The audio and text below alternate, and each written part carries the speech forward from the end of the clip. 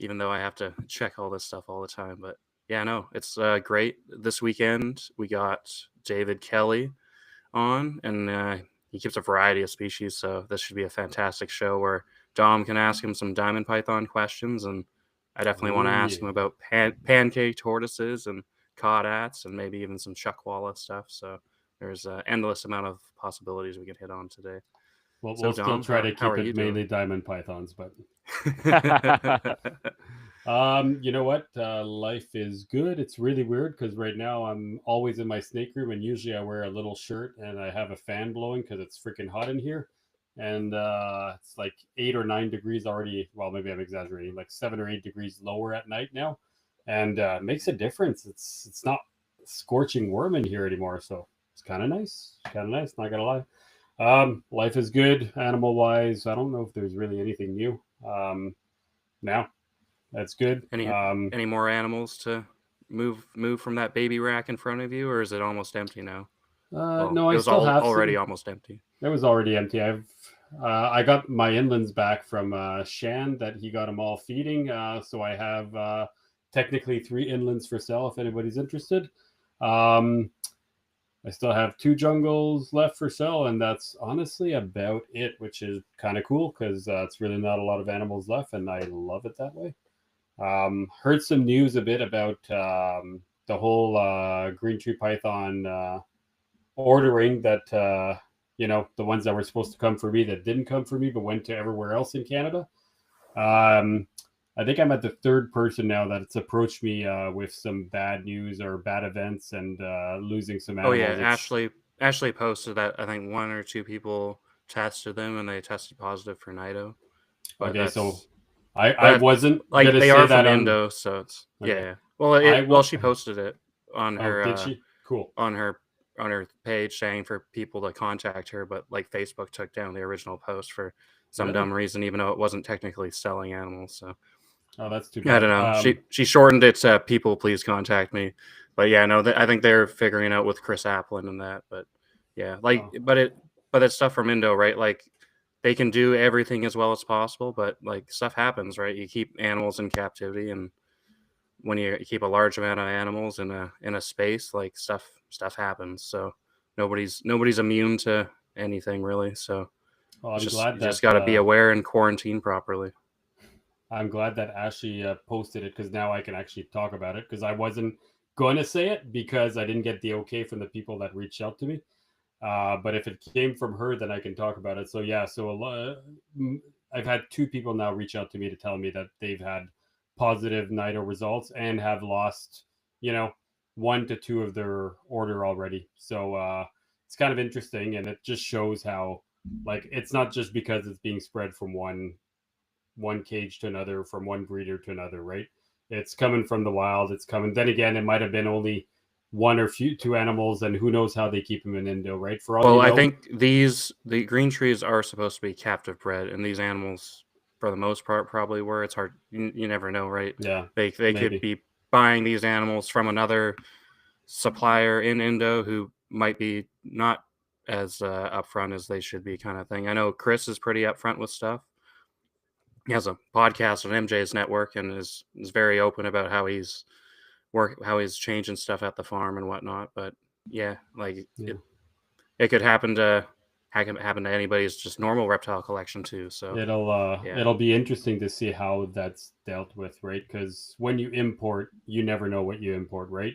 And there's a part of me that wonders whose responsibility of it is it if you've sent out to everybody and everybody receives NIDO positive animals. Like, is it the importer, is it the exporter, or is it just bad luck and there's not much you can do about it, right? Because in the end, like you brought up Ashley, like, is it Ashley's fault? It isn't. I don't think it is, right? yeah, So she's just helping people get she's the moving animals from from A to B, right? So I don't think it's her yeah. fault, but it really sucks because it creates a big situation now. That means that however many green trees were brought in on this import order, pretty much every single one has it, and now it's been spread to how many different collections, right? And Well, you how can't. does You sorry also go? like there was Timors on that, and there's some other Python stuff too. So it yeah, Yeah, it's definitely it's tricky. it's you hope that every single person in there actually had a good quarantine. and Yeah. they're all stuck with the ethical decision of what do I do, right? Which is just not an easy one at all, and it's a tough one to be in because there's a part of me that's like, well, just keep it in a separate room and raise it and breed it and take care of it, and chances are nothing will ever happen. And there's another part of me that's like, just move it on to someone else and don't keep nidopositive in your collection because you're just taking a risk. So it's a really shitty, tough place to be in. I think I'm more in the camp of I probably would keep the animal, keep it separated, and just have a Nido collection, even though I can't even have more than one reptile room. So I'm saying that, knowing that it can't even happen in my situation. But it's a tough place to be, man. Tough place. Yeah. Mike, why don't you tell me a bit what's new with you, and then we'll bring on Dave Kelley, even though he's already in the background, just keeping quiet there. Sounds good. Not too much. I finally posted a couple things up on Kijiji because that's like the only option we got up here.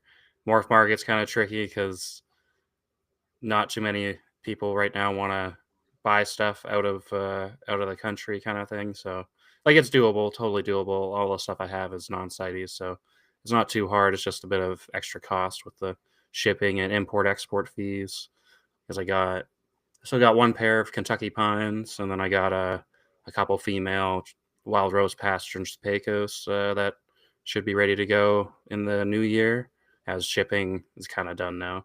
Like some people, I think like shipping's technically open, but you might as well just wait till the new year, maybe even February, to wait for some slightly warmer days.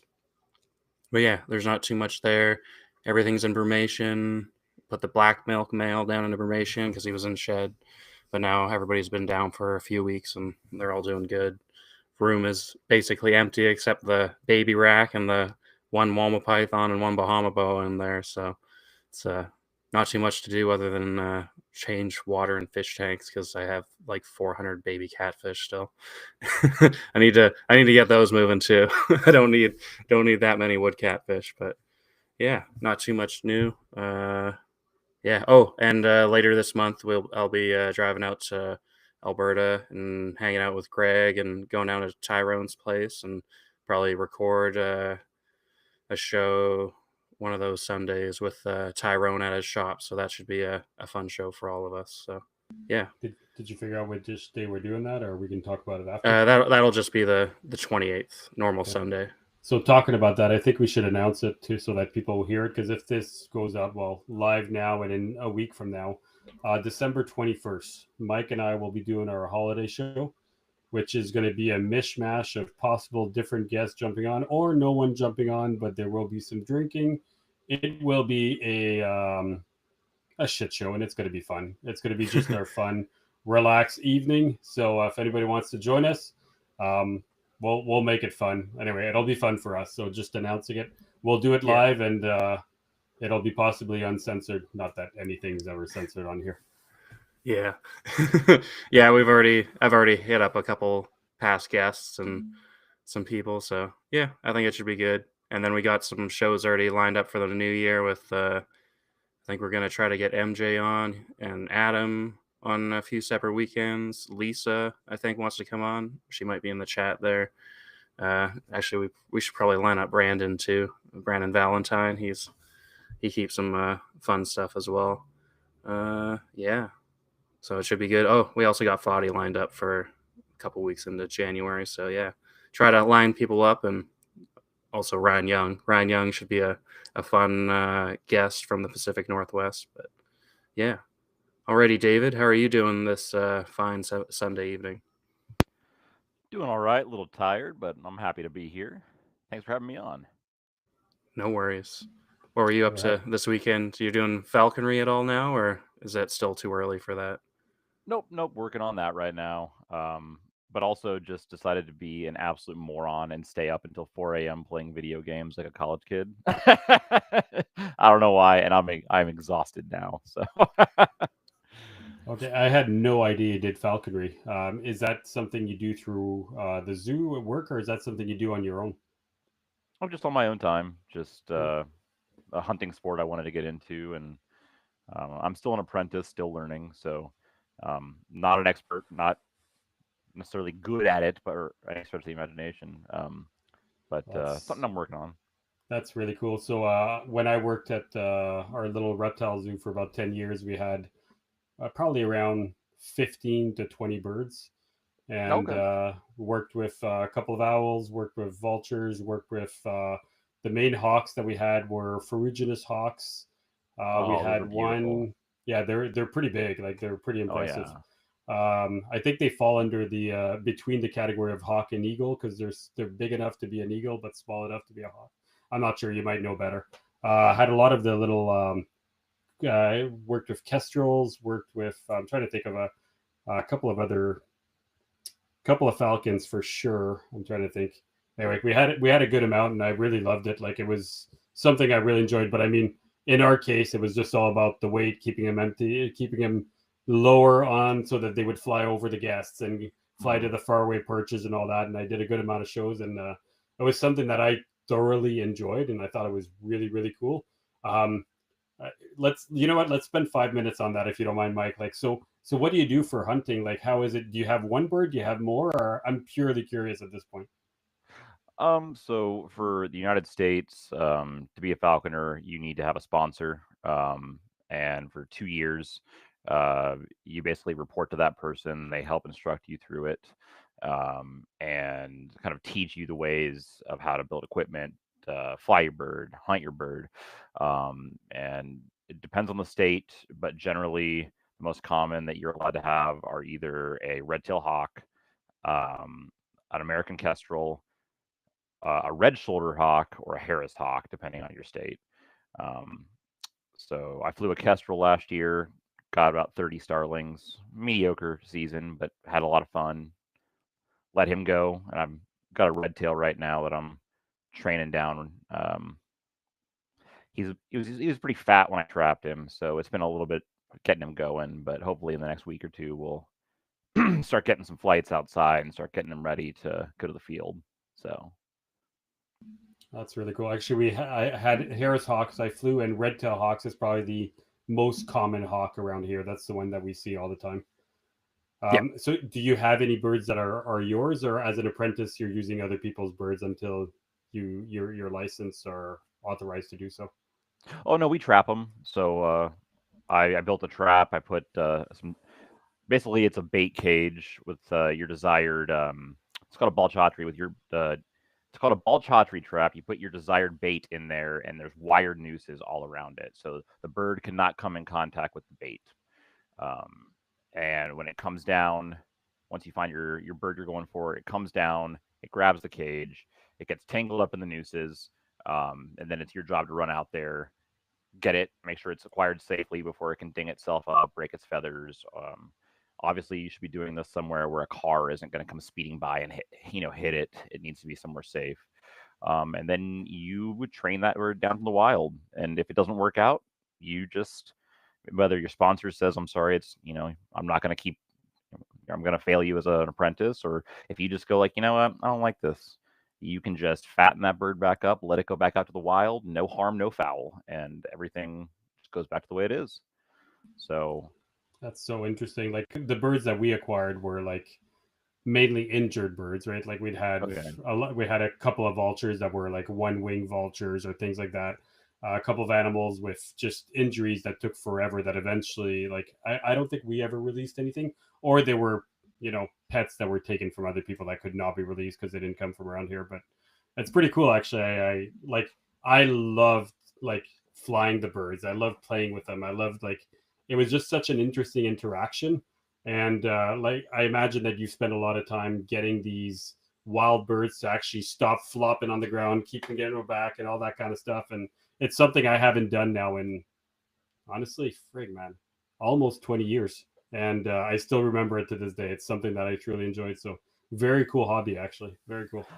Thank you. I like being outside, and it gets me out in the wintertime. And it's I don't know an interesting wildlife experience. So it's been a lot of fun. Cool. So how about for the people that don't know you, including me? I don't really know you. I think today is the first time we chat. So you want to chat? Maybe give us a quick turnaround of who David Kelley is, and maybe your quick collection, what we're talking about, and then we can kind of go from there. Sure. So obviously, my name is David Kelley, to everybody listening. I've been a herpetoculturist since I was 15, and I don't mean like my dad had a gecko that I took care of. I mean, I started like saving my allowance, taking care of crickets, buying my own animals, buying my own cages. I don't really know what connected in me. My dad bred leopard geckos when I was a kid, and for whatever reason, that just really stuck with me. So as I got older, I really wanted to get my own animals, breed my own animals. Um, and here we are. I'm 33 now. I'll be 34 in was it 4 months now? And I'm still keeping animals at home. The collections have certainly changed. You know, it started off with a pet Hog Island boa, um, and some crested geckos, and now it's evolved over many different iterations. At one point, I had quite a few very rare and obscure geckos. Um, and then one day I said, you know what? I hate crickets and I don't want to do rare geckos anymore.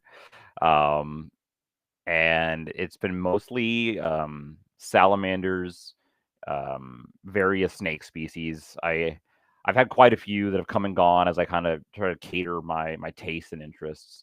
Um, I mainly snake wise have rubber boas, diamond pythons, Arizona green rats, um, and then I've also got my tortoises, a couple different species there. Um, so yeah, and it's turned into a whole lifestyle of, my girlfriend is now into, we've been together for 5 years now. She's now getting into herps, even though she's worked with them professionally, having some of her own. She helps me a lot with the tortoises and a couple of our turtle species.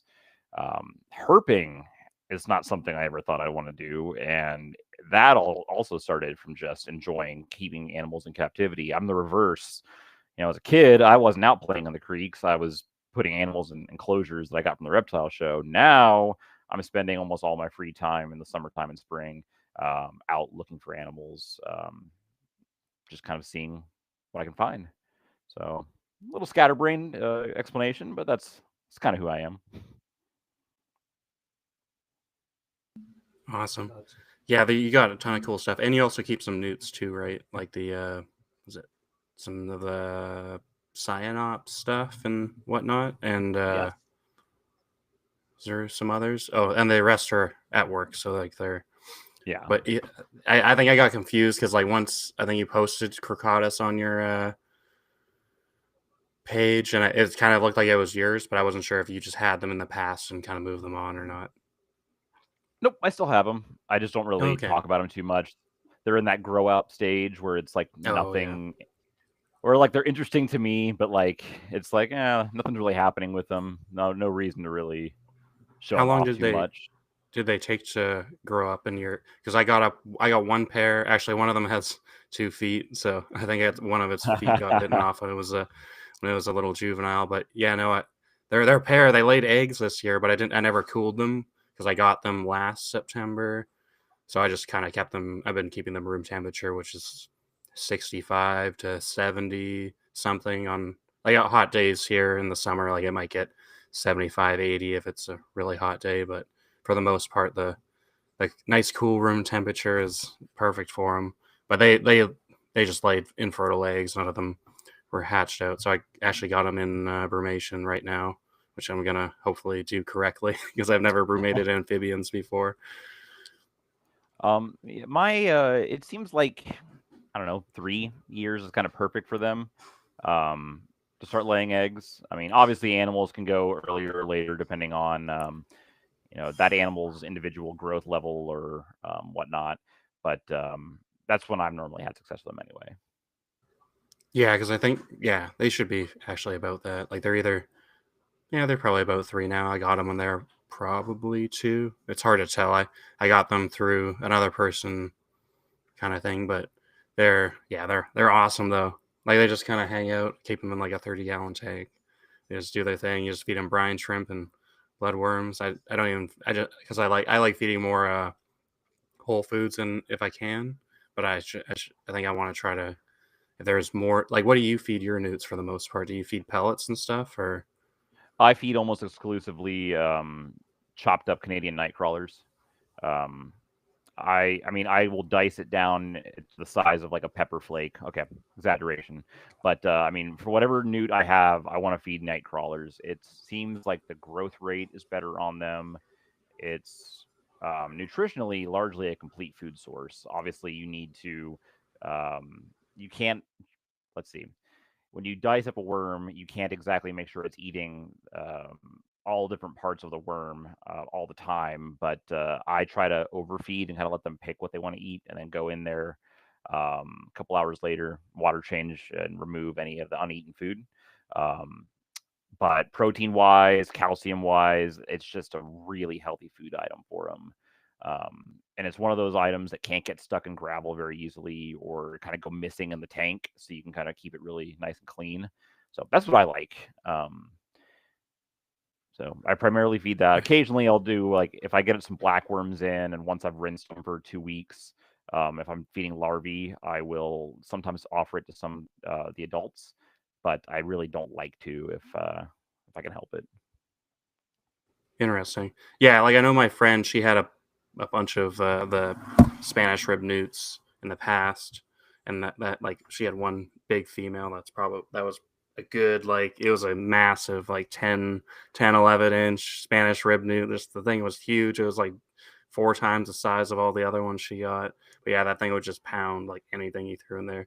She tried to keep like normal community fish in there, and it would, like you'd slowly see them disappear.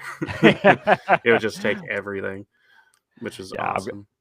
I've got a colony of those, and they really are little dumpsters. They are just if you want an easy pet newt that is, I can only describe it as sloppy and doesn't care at all. A Spanish rib newt is the perfect pet newt, even if they do look a little monstrous and ugly when you really look at them up close. Oh yeah, But yeah. yeah. I know Tyrone has like just a tub of them in his shop, but he's in Medicine Hat, so like in the summer it gets like 40 like, so what is it, like probably 80-90 degrees Fahrenheit in that shop in the summer on hot days, and the adults do fine, but he just never has luck with the babies because Oh yeah. they usually like to breed a little bit cooler, so he hasn't had luck with that. But yeah, no, his are massive, and they're just in like a pond toad on the ground in the shop. I'm sure there's eating everything that goes in there. Yeah. Oh, for sure.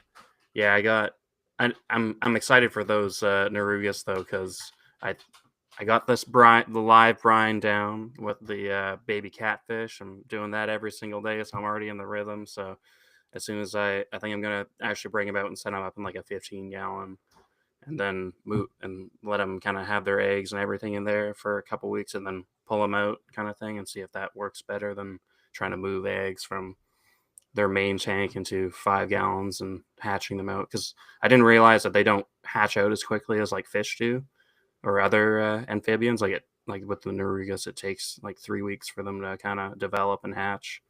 Yeah. Yeah. So yeah, I mean, you're right on the money there. I with the amphibians I breed at home, I will literally just go through and like pick out all the eggs. I don't even put them in a cycled tank. I literally throw them in just a tub of clean water. I might put some what's it called, anacris and or elodia and some duckweed in there, just kind of let that naturally kind of clean the water source. And you'll just slowly see them start kind of cleaving and turning into, looks like a little bean in the eggs. And then once they begin to finally hatch out, I'll move them into a cycled tank and start. Once their yolk belly is gone, I'll start dicing up blackworms and I'm feeding them that way. Yeah. So which newts have you bred? Just to know that. So at home, I've bred smooth newts, which I really can't consider breeding. You can't stop them. I mean, I hit the Java moss in the tank the other day, and newts just like fell out. Like I did not know I had that many. Smooth newts. What is it? The Danube crested newts, blue swordtail newts, pygmy newts, and my crocotus should be about ready to go, and my Okinawa newts should be about ready to go too. Yep, that's them. That kind of picture, like right down second row, second from the left is a pretty typical male.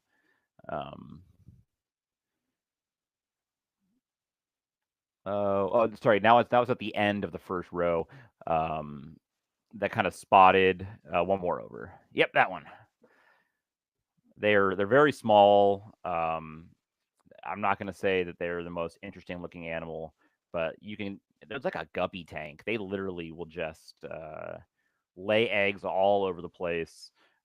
They don't eat the babies. The babies are tenacious, and they'll grab a nightcrawler chunk and just rip pieces off of it.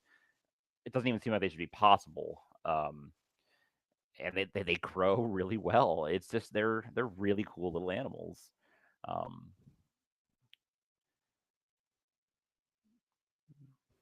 Oh yeah, those smooth newts are awesome. Which crested newt is it? It was It was the Triturus dubrogeus, the Danube crested newt. Oh, there we go. Kind of like the wiener dog of newts. Just very strange looking animals. These guys? Yeah, that's the ones. Wow, Cool these things look insane. I wish there was more newts up here, because I know even Tyrone, my buddy, he talks about how, was it right before our salamander ban for import export, like we can keep them depending on your native laws and whatnot. Like I'm not allowed to keep any Tarica, if that's how you pronounce it. Yeah, not allowed to keep any rough skin newts or California newts. But other than that, it's all good. And then salamanders, no ambystoma. So axolotls are technically illegal, although that's not necessarily heavily enforced, but nobody brings them in anymore. And then plethodon and dicampaton, obviously, because those are protected. But yeah.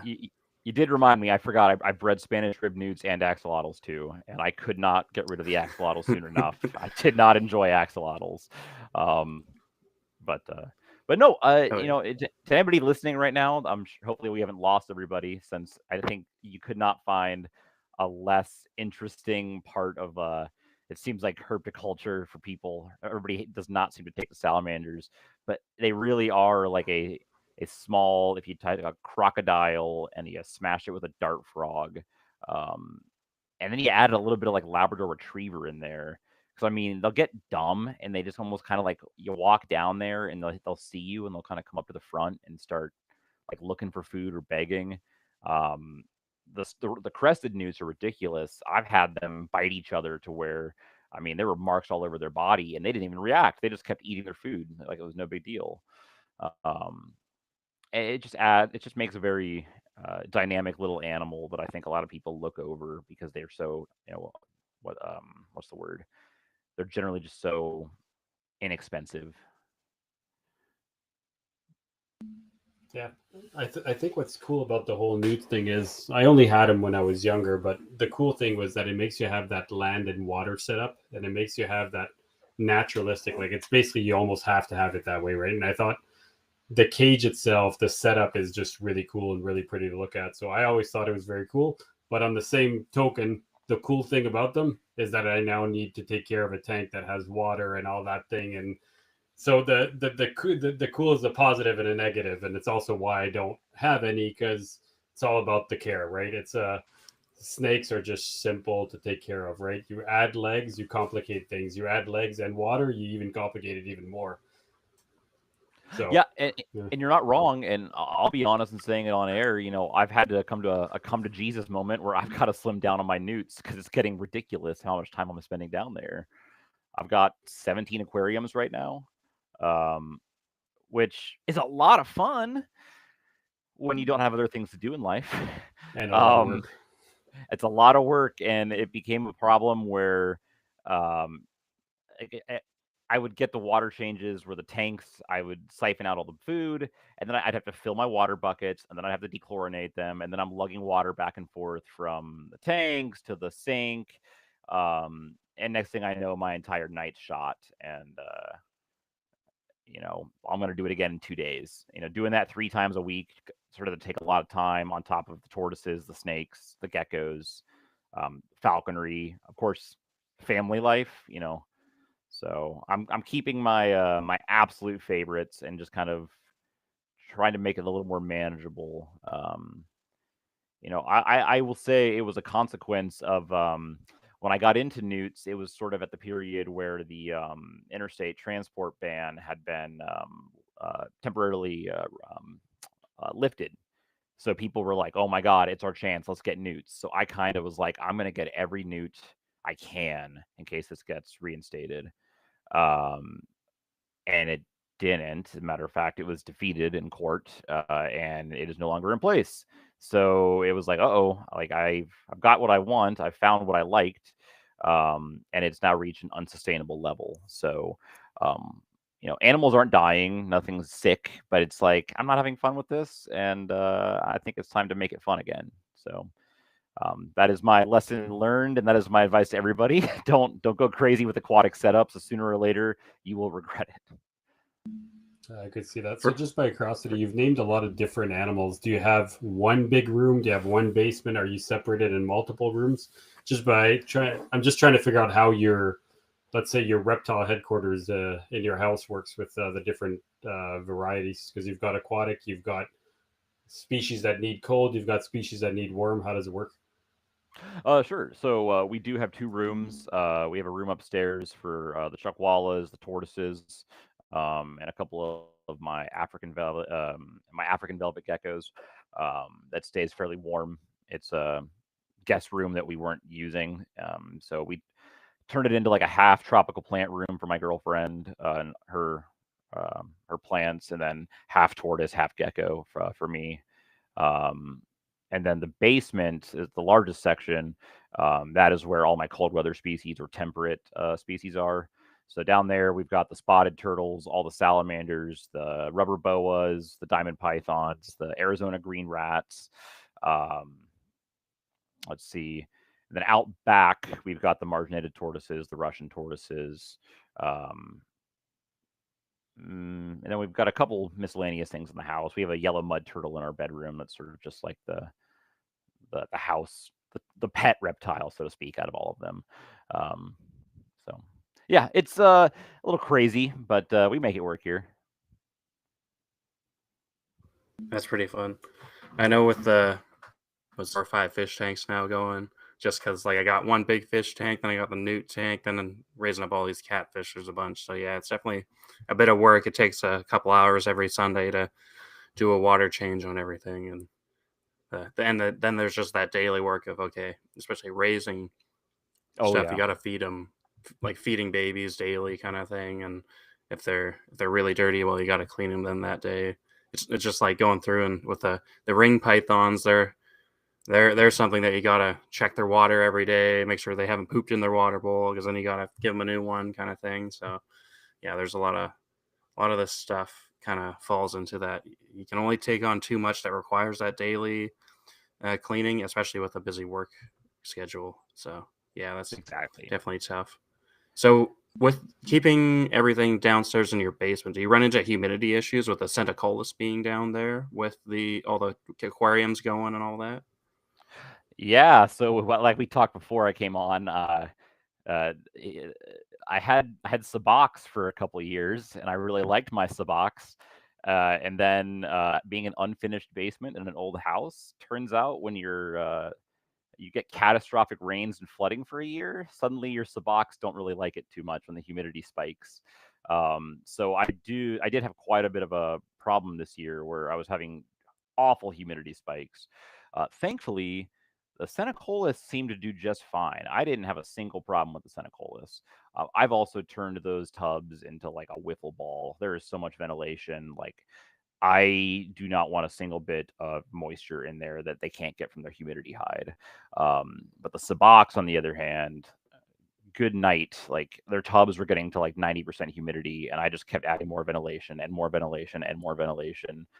And I brought them upstairs into our tortoise room, and they did fine there. And that's when it became what's more important, the tortoises and the chuckwallas or the sabox? Because the sabox were supposed to be in the basement in the Senecolis area. And unfortunately, I moved them on because I really like chuckwallas and tortoises more than I do sabox. Sorry, sabox. But yeah, no, that is something that I have to keep an eye on down there. Thankfully, in the wintertime, with how cold and dry it gets here, when I open up all the windows, all that excess moisture just sort of gets pulled right out. It hadn't really been a problem until, again, the past couple of years, we've had some pretty crazy rains. So that is something that I'm having to kind of play around with and tweak and make sure everybody's getting the proper moisture gradient per species. Yeah, I think that's something we all have to do sometimes, right? You can want to keep anything you want, but you got to be able to live within the category or whatever your room setup is, right? Like if I couldn't keep a desert species in here or things like that, right? Like if you have one room, that room is set up for only specific animals. And at one point, you just got to decide, yes, it works or no, it doesn't, right? Like and I totally get you. So, and in my case, I'm trying to make diamond pythons work in this room, which is not the ideal room for diamond pythons, which is going to be my segue into the next animals we'll talk to. Unless Michael wants to talk more about something else, are you good to go in diamonds? Well, maybe we can hit more on the Centicollis and maybe the rubber bow is just a touch, and then we can spend like a whole ton of time on the diamonds. I'll give you 5 more minutes. Go for it, Mike. Well, So the good news what made you get into the Centicollis, or was it just like you went herping to Arizona and then you kind of fell in love with them, or was it just like those looked like something neat and cool and different kind of thing? Like what caused that?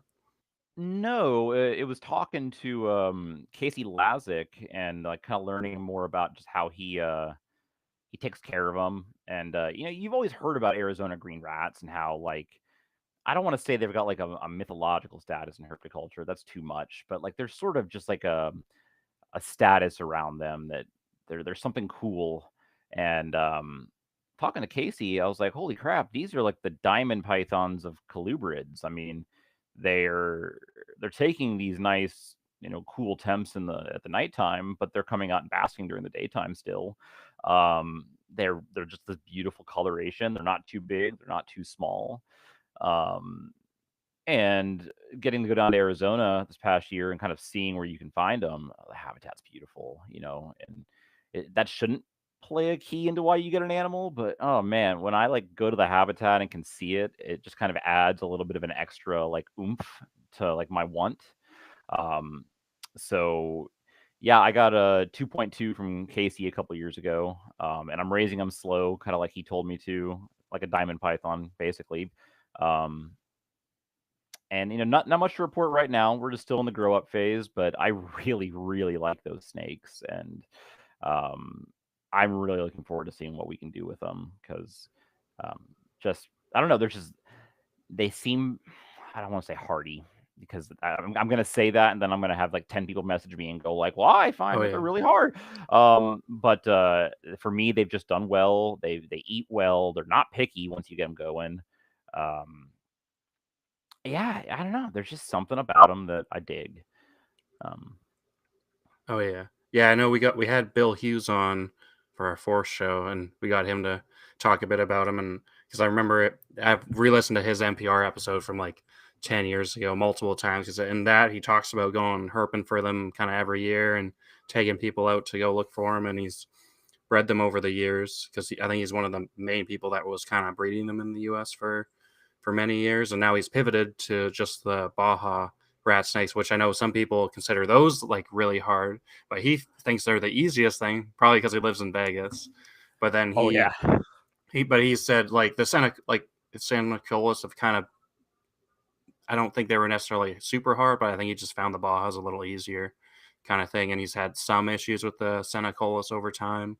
And then I think he also mentioned that the Subocs were a bit tougher for him, which I kind of find funny because like you got like I'm here in the Pacific Northwest where like it we do get like right now it is kind of raining like every day, but I think the snake room's still, even with a couple fish tanks going in it, and I'm gonna just move out of there. Like I do the Swiss cheese thing too with those guys and try to keep it as like I turn the PVC cages into Swiss cheese almost. Like that's where I went. I was like, this feels weird, and then I have a fan going in the summer when it gets really hot, and right now I have a heater going which blows a fan, so there's a little bit of movement, so I'm hoping for that.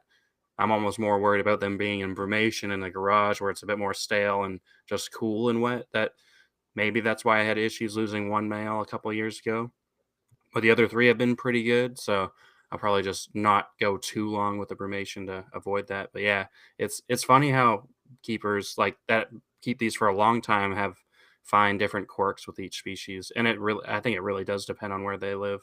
But it's really funny when Rob Nemo and Trumbauer, who live in Florida, are successfully keeping subox and stuff like really well, and it's just weird thinking about that when it's really muggy in Florida, and they're able to do it really well. Maybe just inside their house it's a lot more dry or something, or maybe because they often build cages out of wood and keep them on pine or something that really helps draw the humidity out. But it's really interesting to hear that.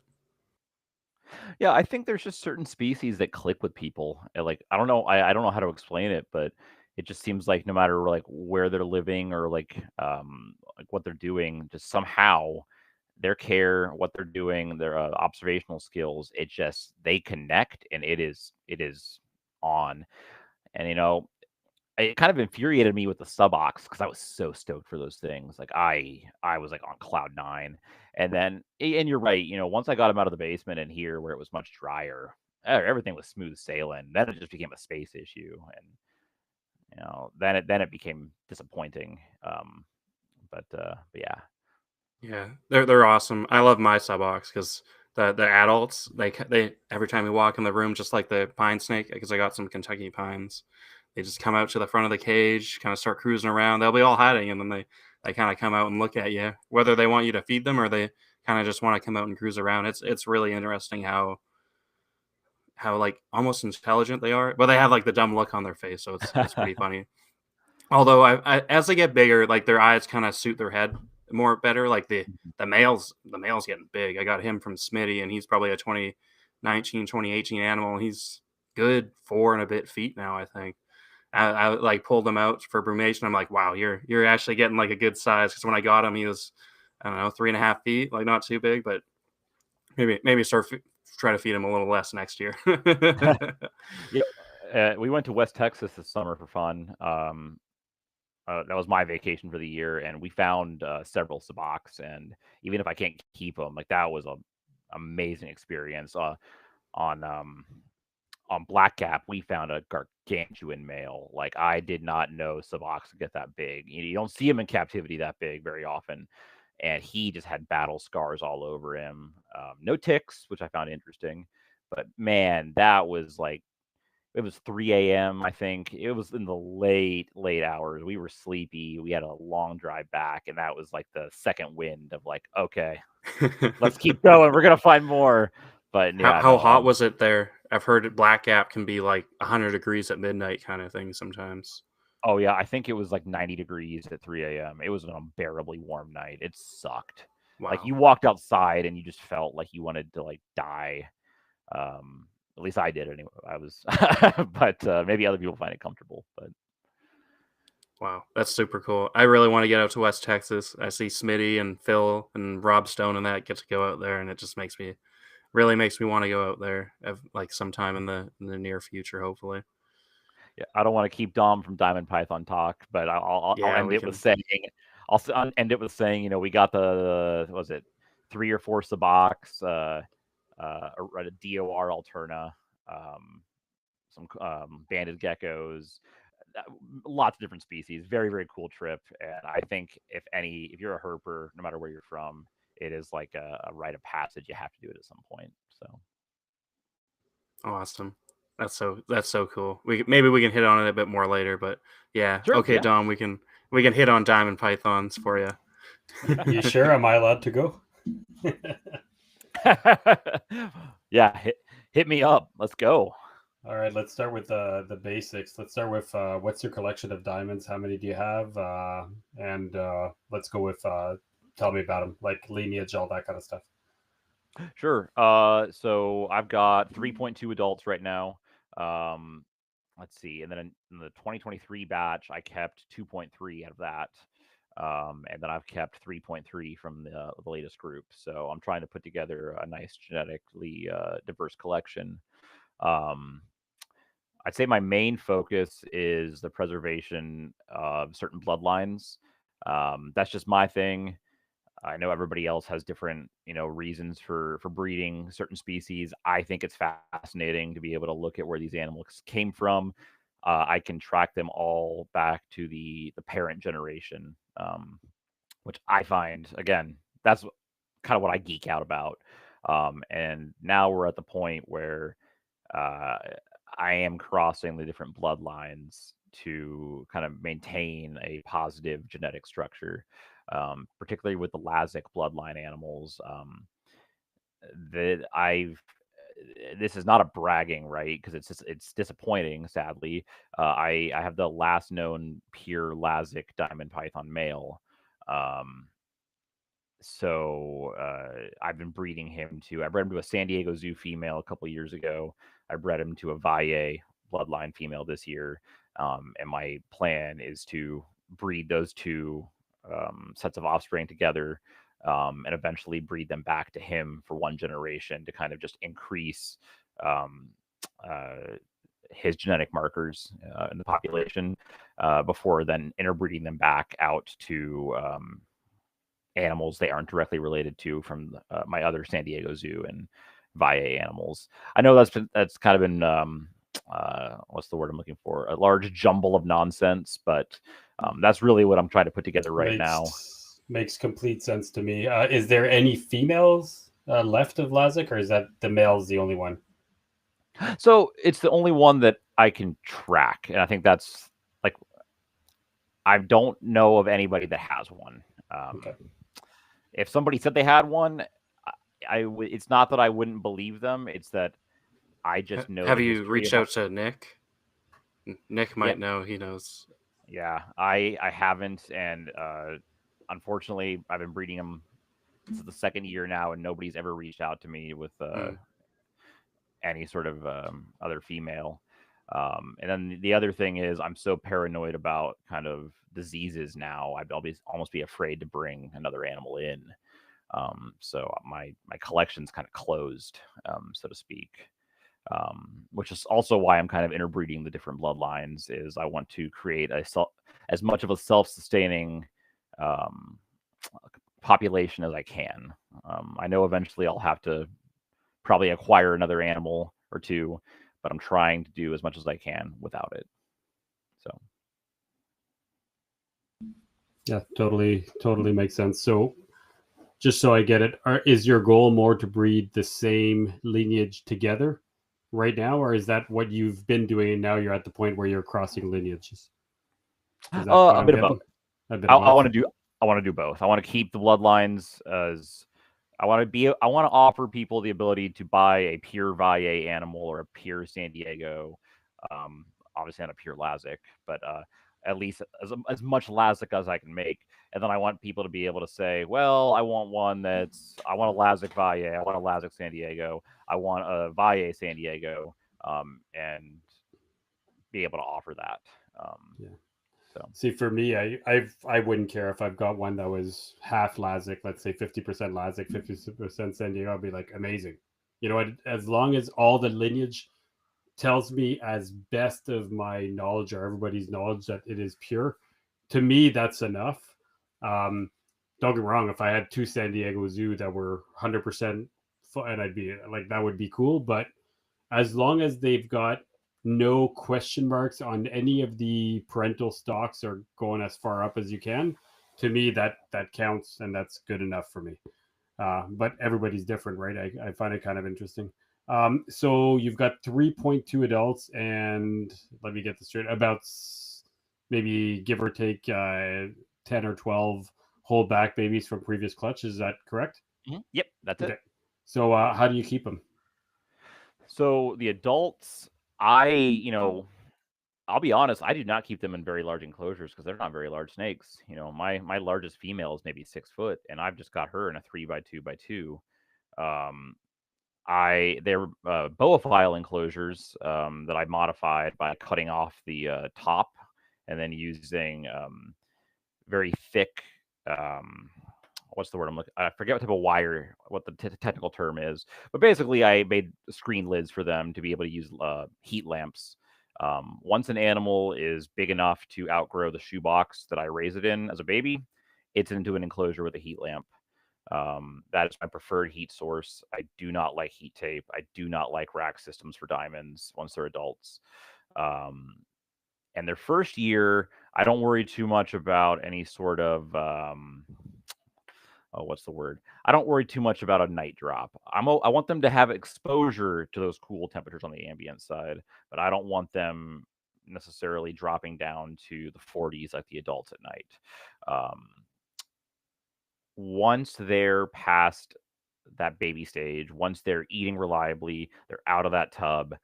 Um, I'm putting them in part of my basement that's going to get into the 50s at night and kind of expose them to that first winter.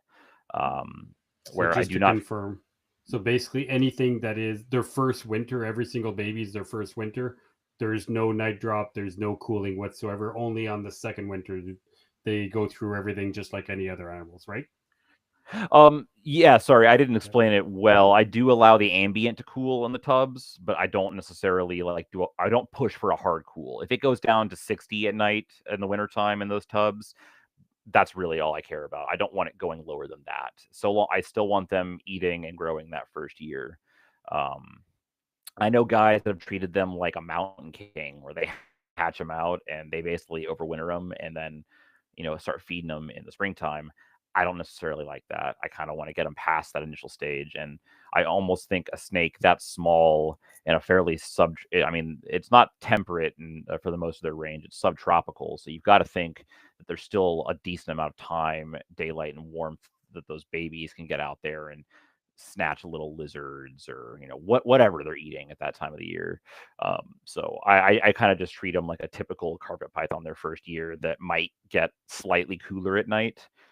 And I don't do any sort of dramatic cooling until the second year. So my holdbacks from 2023 are just now starting to get their first big winter where um, like I just temp gun down there tonight and they're sitting at 58 degrees on sort of one of the more interior walls. Whereas the adults, I'll put a picture up on Instagram later.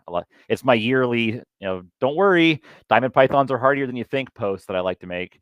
But there was a female hunting at 47 degrees on the cold side of the basement. So that's kind of the gamut of temperatures I run. I think I'm in the same line of thinking as you. Is the first winter or whatever age bracket you want. Like let's say they hatch out in May, June, whatever month it is.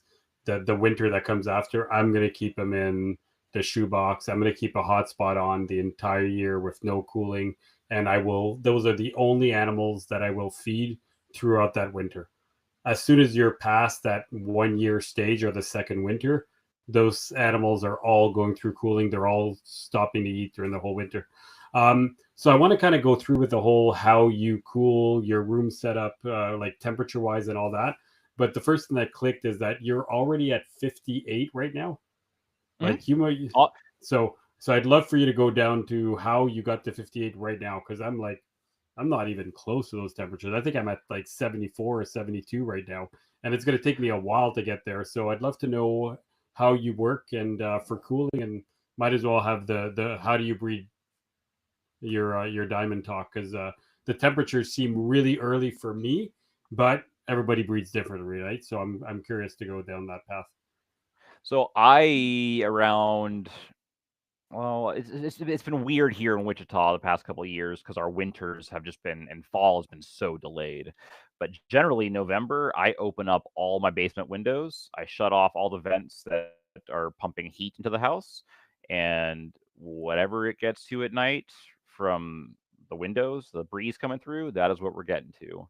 Um, so that is just natural cooling with our kind of natural winter cycle down here. Um, so the most important thing when you're cooling the diamonds is that they always have a hot spot, 8 hours a day. That hot spot's kicking on. It's 95 degrees. They're coming out and they are 95, 100. I let it get warm since it's isolated, and I want it to generally be an enclosure that is not holding in too much heat. So I've got a very small female that lives in a very small male. They both have a 40-gallon breeder slide top. They are not big animals. It's got great ventilation. It does not hold heat in. I've got some, depending on the enclosure, I've got some slate that I put underneath the basking light, or just a brick that they can kind of climb onto that's going to retain some of that warmth as well. So it's going to be warming from both the bottom and the top. And generally they're coming out and they are warming themselves up for those first couple hours of the day. And then you'll slowly just see them kind of start retracting to their hide boxes, which I guess you could say my mentor with diamond pythons, Josh Easter, had told me about, which is just give every diamond a nest box, not even the males, and just they're going to go in there and they're going to get nice and comfortable and they're going to keep themselves warm in there. You're not necessarily, and by nest box, I just mean it's peat moss, sphagnum moss, kind of all mixed up together. It's a place for them to go that might have a little bit more humidity if they need it as well. And largely, I leave them alone from November to March. I I'm making sure they've got water. I'm making sure the light bulbs are working. They've got a basking spot, and so long as everything's looking good, I leave them be. Um, and then once we start to get that warm up in the spring, and this is kind of the detriment to the way I do things, is because I'm just using the natural temperatures. I'm not relying on like like any sort of artificial heating for my basement or artificial cooling for my basement. I'm at the mercy of the weather. So like last year's weather sucked. Like our spring just never really came. And my animals, when a diamond breeds, like they mean business. When you pair them up and like the female cycling, the male is going at it. Like he will grab the female, they will tail wrap, and they're going to be breeding for anywhere from 2 to 12 hours, depending on like how serious they are. And last year, I just did not see that, where I'd see copulation, but it'd be quick or it'd be just kind of half-hearted. Um, so that's something I need to work on, is trying to find a way to define the seasons better.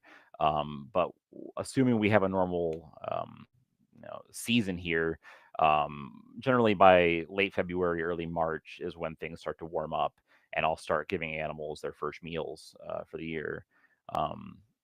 And generally, the males will kind of tell you when it's time to get pairing, because even if they're nowhere near a female, they can still smell them enough that they are just like banging up against the glass trying to get to them. And that was a problem last year, is I never had that kind of crazy like male drive that I saw. And even though I got some clutches, I was kind of biting my fingernails for a little bit because it didn't seem right. And I know a guy who's been breeding diamonds for a very, very long time, and last year was the first year he did not produce a clutch. So it was kind of across the board, it seemed like, with a lot of the people in the U.S. breeding diamonds. Then, generally, once the copulation's done and over with, which it can be pretty quick, especially when it's that aggressive breeding where the male grabs the female and does not let go, you're basically done. I mean, if you've gotten the timing right, like there is no further pairing needed. The male just starts ignoring the female, and then I remove them and we're done. I do not pair the same male up with a different female. I do not run multiple males through one female. It's sort of whatever pairing I've thought about that year, that's the pairing I'm doing. Once an animal's introduced to a female, there is no going back. I don't want to muddy the bloodlines up. And I know, people can argue sperm retention. We're finding more and more that herps can retain sperm from previous copulation events for many, many years on end. I'm just doing my part to try to reduce any other factors in that by only pairing one set of animals up per year. Generally, then the females will lay early summer for me, and then mine are generally hatching after the typical 60-day incubation. It's pretty textbook carpet python incubation, nothing crazy, nothing special, and they're generally hatching out in August. And after that comes the fun part of getting them started. And let's stop you before we get to the baby. So just a quick couple of questions. So number one, obviously you stop feeding them for a period where you keep the heat on, right? I'm just going to assume, let's say all of October you're doing that, or all of November, whichever. You probably have a period. Then if I'm understanding right, you might be going from regular temperatures at night to instant night drop if it's cold that day, right? So you have no gradual getting these animals used to going to the cold. You're just at the mercy of outside. Is that correct? And you've never had any issue? So it is from the mercy of outside, but I mean, being an in-ground kind of basement, it's not like it's going from 60 degrees to 30 degrees at night or anything like that. It's more of just as the nights begin to drop, it'll go generally from like 60, 65, 65, 60, and then maybe one night it goes to 50, and then maybe it'll go back up to 58 that night. And then once the season kind of gets down into where it's more consistent, it just kind of generally stays at a range that isn't fluctuating too much. And I really wish I could explain it better than that. But no, I have not had issues. And really what it comes down to is making sure they've got enough of a basking spot during the daytime to be able to. Yeah, I think it's cool. No, you explained it well. I'm just trying to gather up, right? Because you talk to everyone, everybody does it slightly different. Like I can tell you, I'm like Sure. to the dot. Like I'm like every week we drop 3 degrees at night, and I keep going all the way down, and then I'm going to get in the 50s or the high 50s, and I'll do 1 or 2 really cold nights, and then I'm going to slowly bring them back up, right? And that's the way I've done it always. And I'm like, I would never leave it up to the outside. I'd never like that's way too much gambling. Like to me in my head, it's all like a calculated thing, right? So that's how I work. And I find it cool that everybody's got their own recipe, and obviously it works, right? The next thing I wanted to ask is you're talking about pairing. When are you putting the males and the females together in that whole cycle? At what point? So generally it's it's going to depend on the year, but generally it's right after they've had their first couple feeds after they come out of the cooling. So it'll be somewhere in March, somewhere in April at the latest. And I'll pair them up kind of overnight and then put the male back. I don't like to do that extended, just leave them together and kind of let them figure it out thing. In years past, generally, if a pair was going, they were going. I cannot stress enough just how like unsubtle they are when they are really like interested in breeding, because you won't be able to walk away before they're already locked up. And that's why last year was nerve-wracking, because I didn't see that behavior. And I did kind of break my rule of only doing 24-hour pairings, and I kind of left them together for longer, and I didn't see a benefit in that. So it didn't seem to increase the chances of copulation. It just seemed they got lazy. And I'm going to go back to sticking with just pairing for 24 hours, maybe giving it a day, pairing them back up, removing the male again, and kind of keeping those intermittent pairings. Man, that's crazy. So I'm just gonna kind of rephrase what you said just to see if I got it right. So you're telling me that you're cooling your animals all the way down, you bring them all the way back up, you feed them 2 or 3 times, then you pair. Is that right? Yep. So that means you're I pairing do like so far in. Like I would have paired like 3-4 month advance. Like I'm pairing in. I'd say by Christmas I'm putting pairs together right now. I'm not going to do the diamonds, but I'm going to do all the carpets. I'm going to do even the inlands, and kind of the carpet, the diamonds. I was planning on maybe waiting a month further in, so that I would pair by the time they're to the coldest or just starting to warm up. Like that's where in my head I'm pairing, but you're pairing. But like, when did your even much later. inlands drop eggs and ovulate though? Like how far into that? The inlands probably dropped one of the last carpet clutch. So like closer to the end, but I bred him like in between. I brought him down to 62, 64. I couldn't go lower, so it was either going to work or wasn't, right? But it just still blows my mind on your diamonds, because you're going. I was always under the impression of starting to pair as you're warming up. So, sorry, go ahead. So that is when I'm pairing, when I'm warming up. So they cool from November to March every year. And I feed them 1 or 2 times, and then boom, they're paired together. The females begin to kind of develop pretty quickly after the warm up period, being those kind of obligate spring breeders. So I think it's just as a school. I would have done it way earlier, and now that I'm listening to this, I'm thinking maybe I should cool them down longer. Maybe I should take my time more. Maybe I'm just too feisty to put them together in hope of getting a lock, right? So, but yeah, that's and again, I've never done true spring breeders yet. I've only done winter just because my room doesn't work for winter breeders. So it's really interesting to hear. Okay, so any other questions before we go into incubation, Mike? Well, I just wanted to say my room's probably more like David's, where it's a lot cooler. Like you're only just getting down to 72, 74. Honestly, most of the year, my room every night drops down to, in the summer, maybe it'll stay in the low 70s, but right now my room probably drops down to 68 to 65 if it's a really cool night. And then I turn the heater back on and it gets up to 75 during the day. And I'm not too worried about it, kind of thing.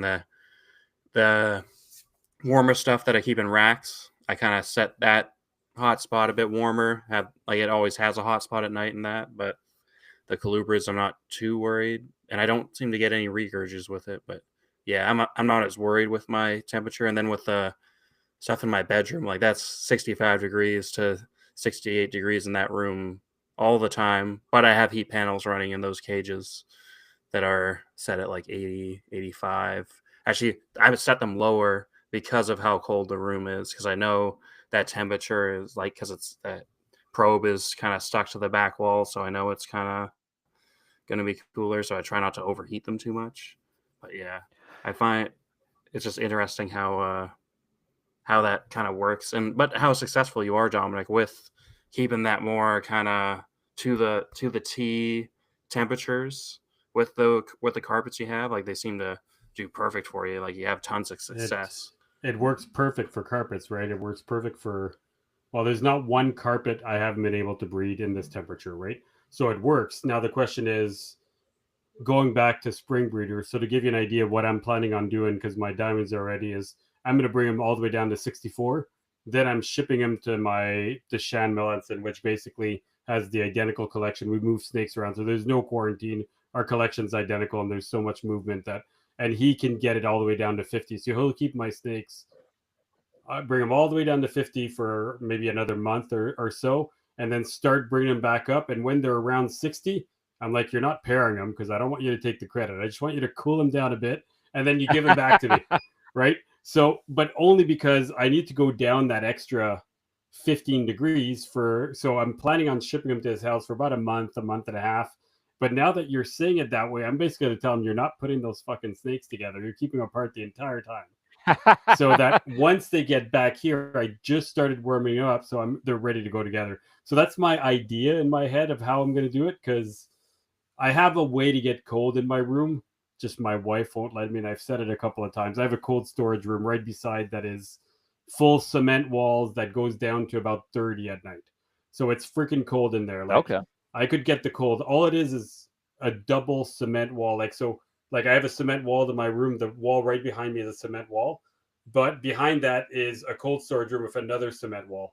So technically, I'm not drilling outside. I'm just drilling, and all I want to do is you're kind of messing up that foundation a little bit. Your home inspector might not be too happy. All I want is to just put a 4-inch hole in that wall, just low. She'll never notice it, man. Like all our wine is in that room behind and all that shit. There's food. There's like, it would be just the back of a wall that she never goes into because it's always me picking everything. She would never know, but I can't do it. But anyway, the whole point is I could get that cold in any cages I want. It would be super simple.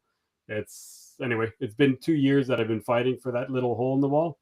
Let's just say there is no hole in that wall yet. So this year I'm shipping them off to get that cold temperature and it's minus 30 degrees Celsius at night here. So in the middle of winter. So it's not like if I can't get those temperature, which I have no idea what that is in Celsius, but minus 70.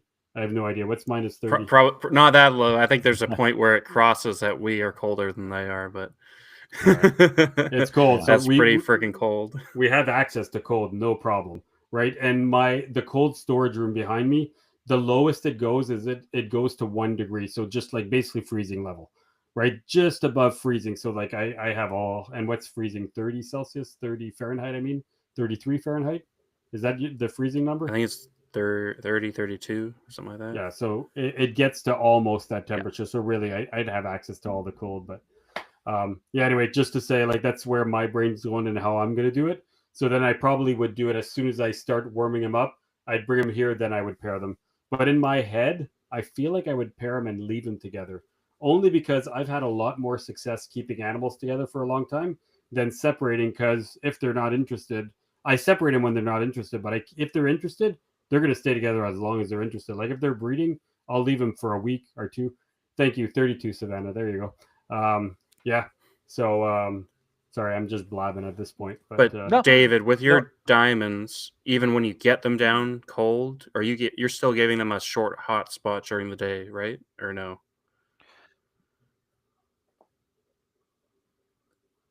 Because sorry, can you repeat that? It broke up there for a second. I'm sorry. Oh, no worries. During the day, I mean, during the coldest part of the year, you're still giving them like a short hotspot? Oh yeah, no, they have a hotspot year round. During the summertime, it's going to be 13 hours. I'm going to try to match what it is outside. During the wintertime, it is 8 hours of just the exact same basking temperature, 95 to 100 degrees. And that's essential. If you don't provide that, you will eventually have a sick or dying diamond python. So that and that's why I like the heat lamps, is because they are efficient. They might not be the prettiest. They might not be like, I know like radiant heat panels are very popular, and I love them for the safety.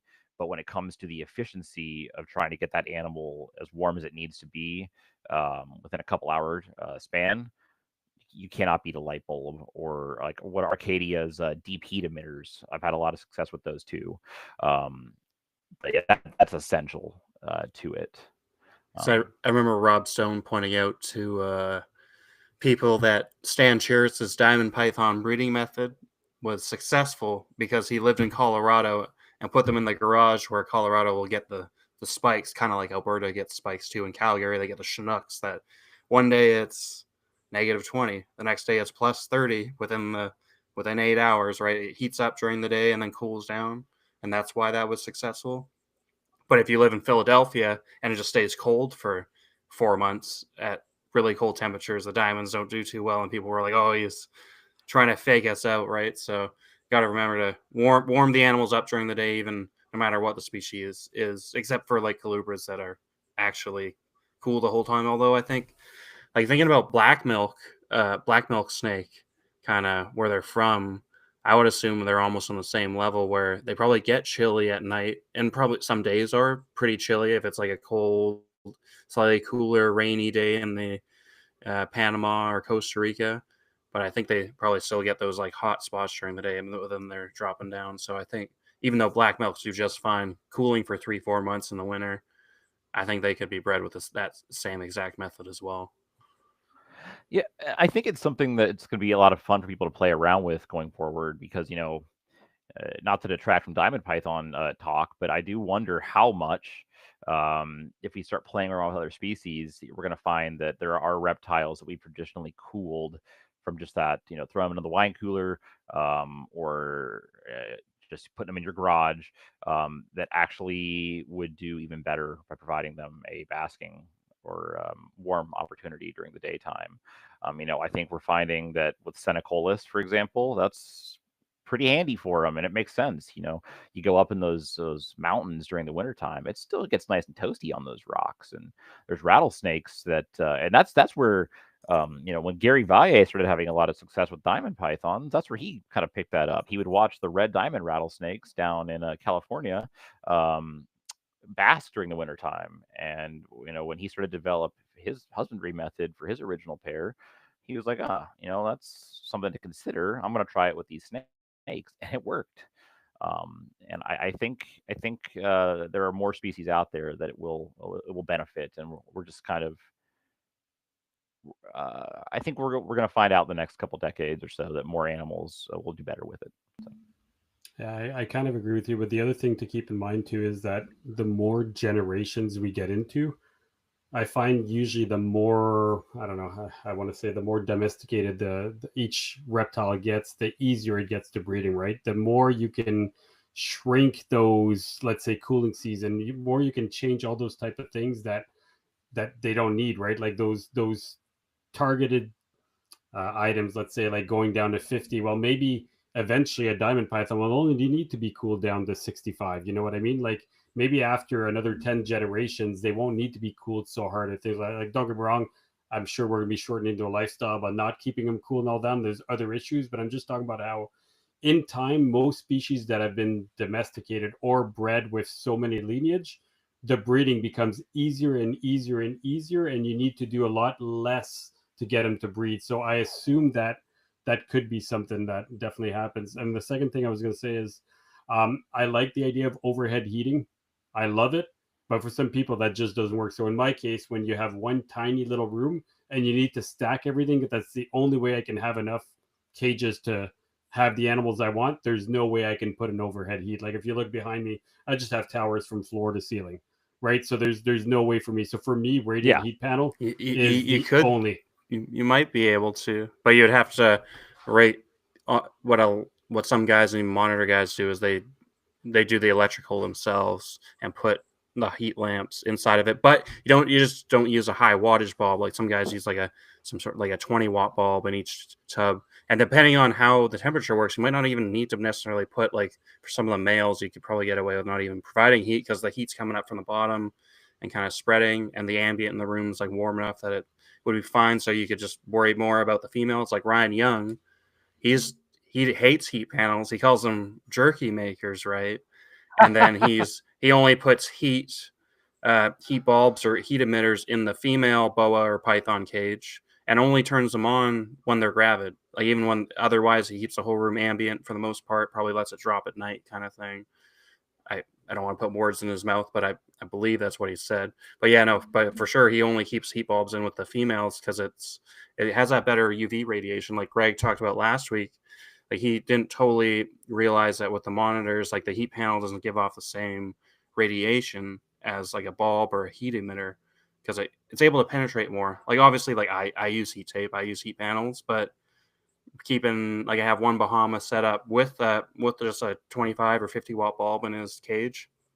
It's cool. Every day he comes out, basks on that cork underneath it. Kind of he'll shift just a little to the side of it, so he's not getting like the 90-degree hot spot, but he's getting that 85-degree kind of warm side. And then by the end of the day, he's kind of moves over to the other cork slab on the other side of the cage just to relax. But they're able to digest a bit better, I believe, too, with that heat, and probably also helps with their egg building and that too. Like if you've ever had some clutches where they've kind of slugged out, like I think that's why my one of my sub-ox seems to always throw slugs and stuff. Maybe there's just something up with her, and maybe it's breeding a sibling to sibling or something like that.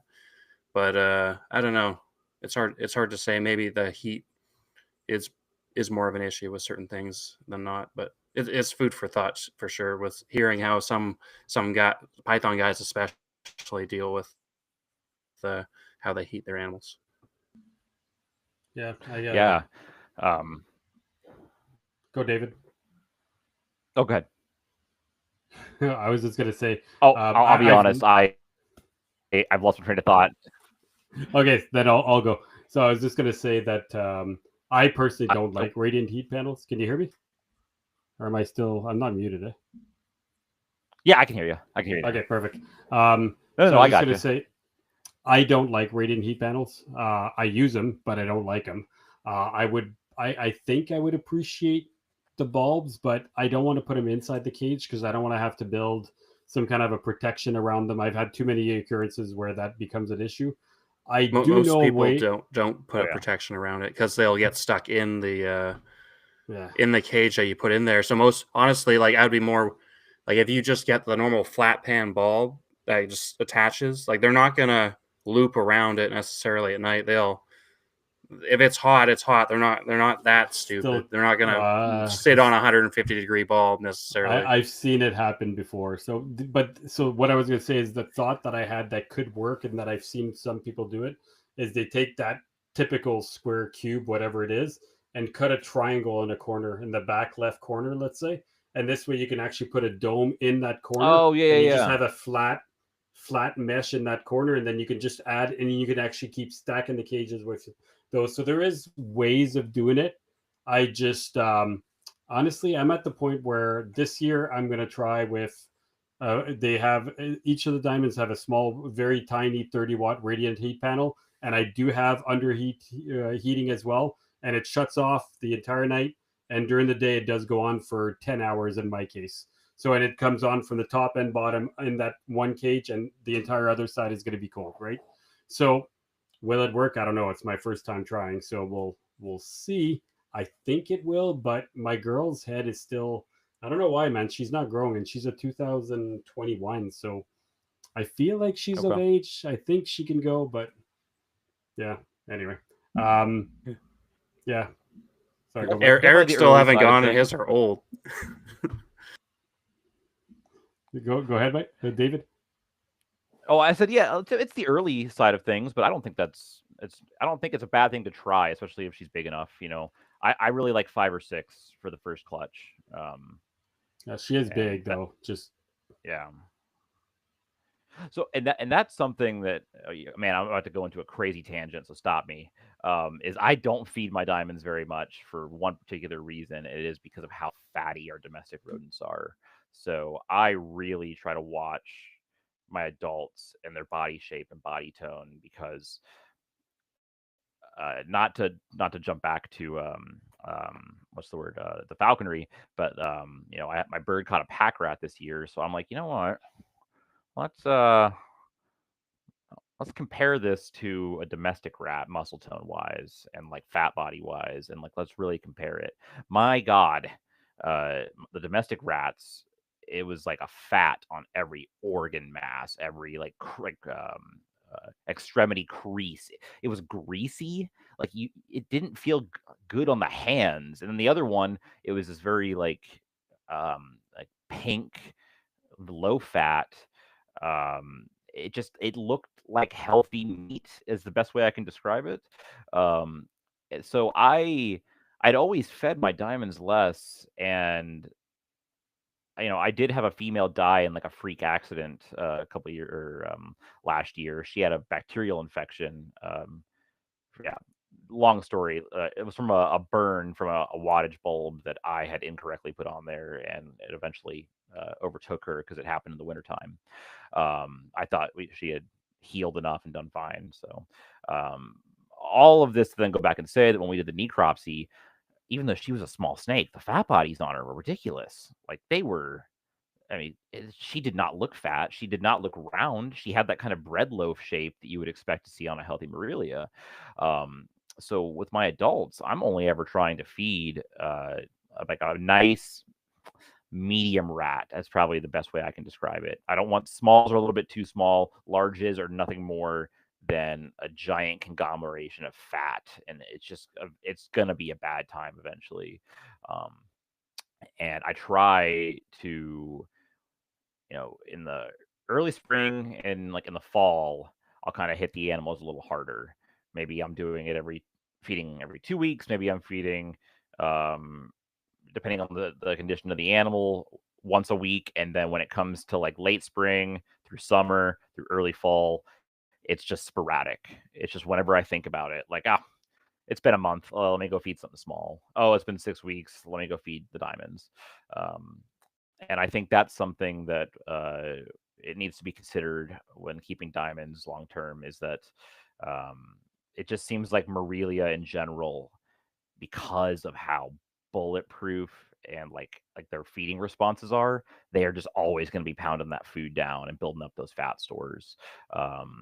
So I think that winter break already kind of helps diamonds a little bit, but it's better to also just kind of keep up on that in the on season, by kind of monitoring their body condition and trying to fight the keeper's instinct and to feed more than is needed, because I know I have to stop myself sometimes and remember the animals look good. I'm not doing anything by giving them yet another meal. That's my nutrition tangent. No, I couldn't agree. I just want to say one thing first. When I said she's big enough, like she's not big, huge. If anything, they're quite small. My male is barely bigger than my thumb around and about 4 feet. He's a long, skinny rope. And to me, he's perfect. My female is, I'm trying to think of like, she's no bigger than a golf ball around. Like, does that kind of, you know what? Like she's about 5.5 feet, 5 feet, 5.5 feet. The only reason I'm not sure she's ready is just because she doesn't have the two bulges on her head. You know what I mean? Like it's Oh just yeah. they're just not there yet. So that's what I mean by I'm not sure she's ready. But I'll say I feed probably bigger meals than you, but I barely feed because you got to think about how long you. I stop feeding everything for a minimum of 6 months of the year, right? So for 6 months they're not eating. So you got to think about it. How many meals are they actually getting? Maybe 12 a year. That's Mhm. about it, right? Like when you think about the numbers. So I do feed relative, like I'll feed like large mediums or small large. Yeah, large medium or small larges is the best way I can put it. So, and I have no problem giving it to them because I don't feed them often. And when it comes to meals, me it's kind of the contrary. I got to convince myself that it's time to feed them because I can not feed anything for so long. Like even babies, I think I'm at 2.5 weeks now that I haven't fed any of the neos, and I mean they're only a few months old. I probably should get to it.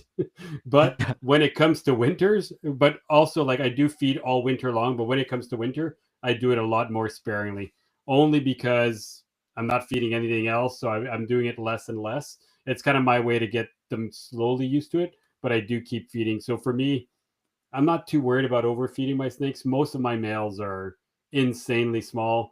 I have one or two males in my coastals that are really big.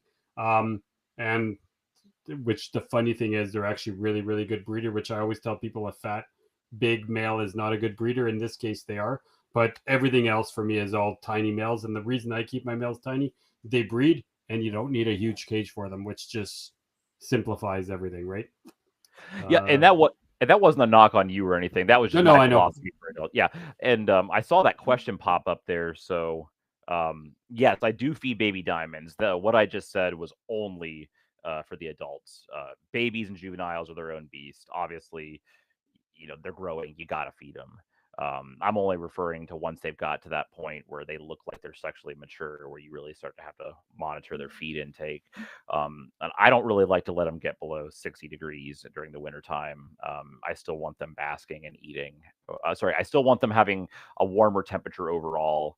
And I really don't want them getting too cold to where their feeding response might be diminished. I know others have had success doing so, but I like feeding them through the first winter.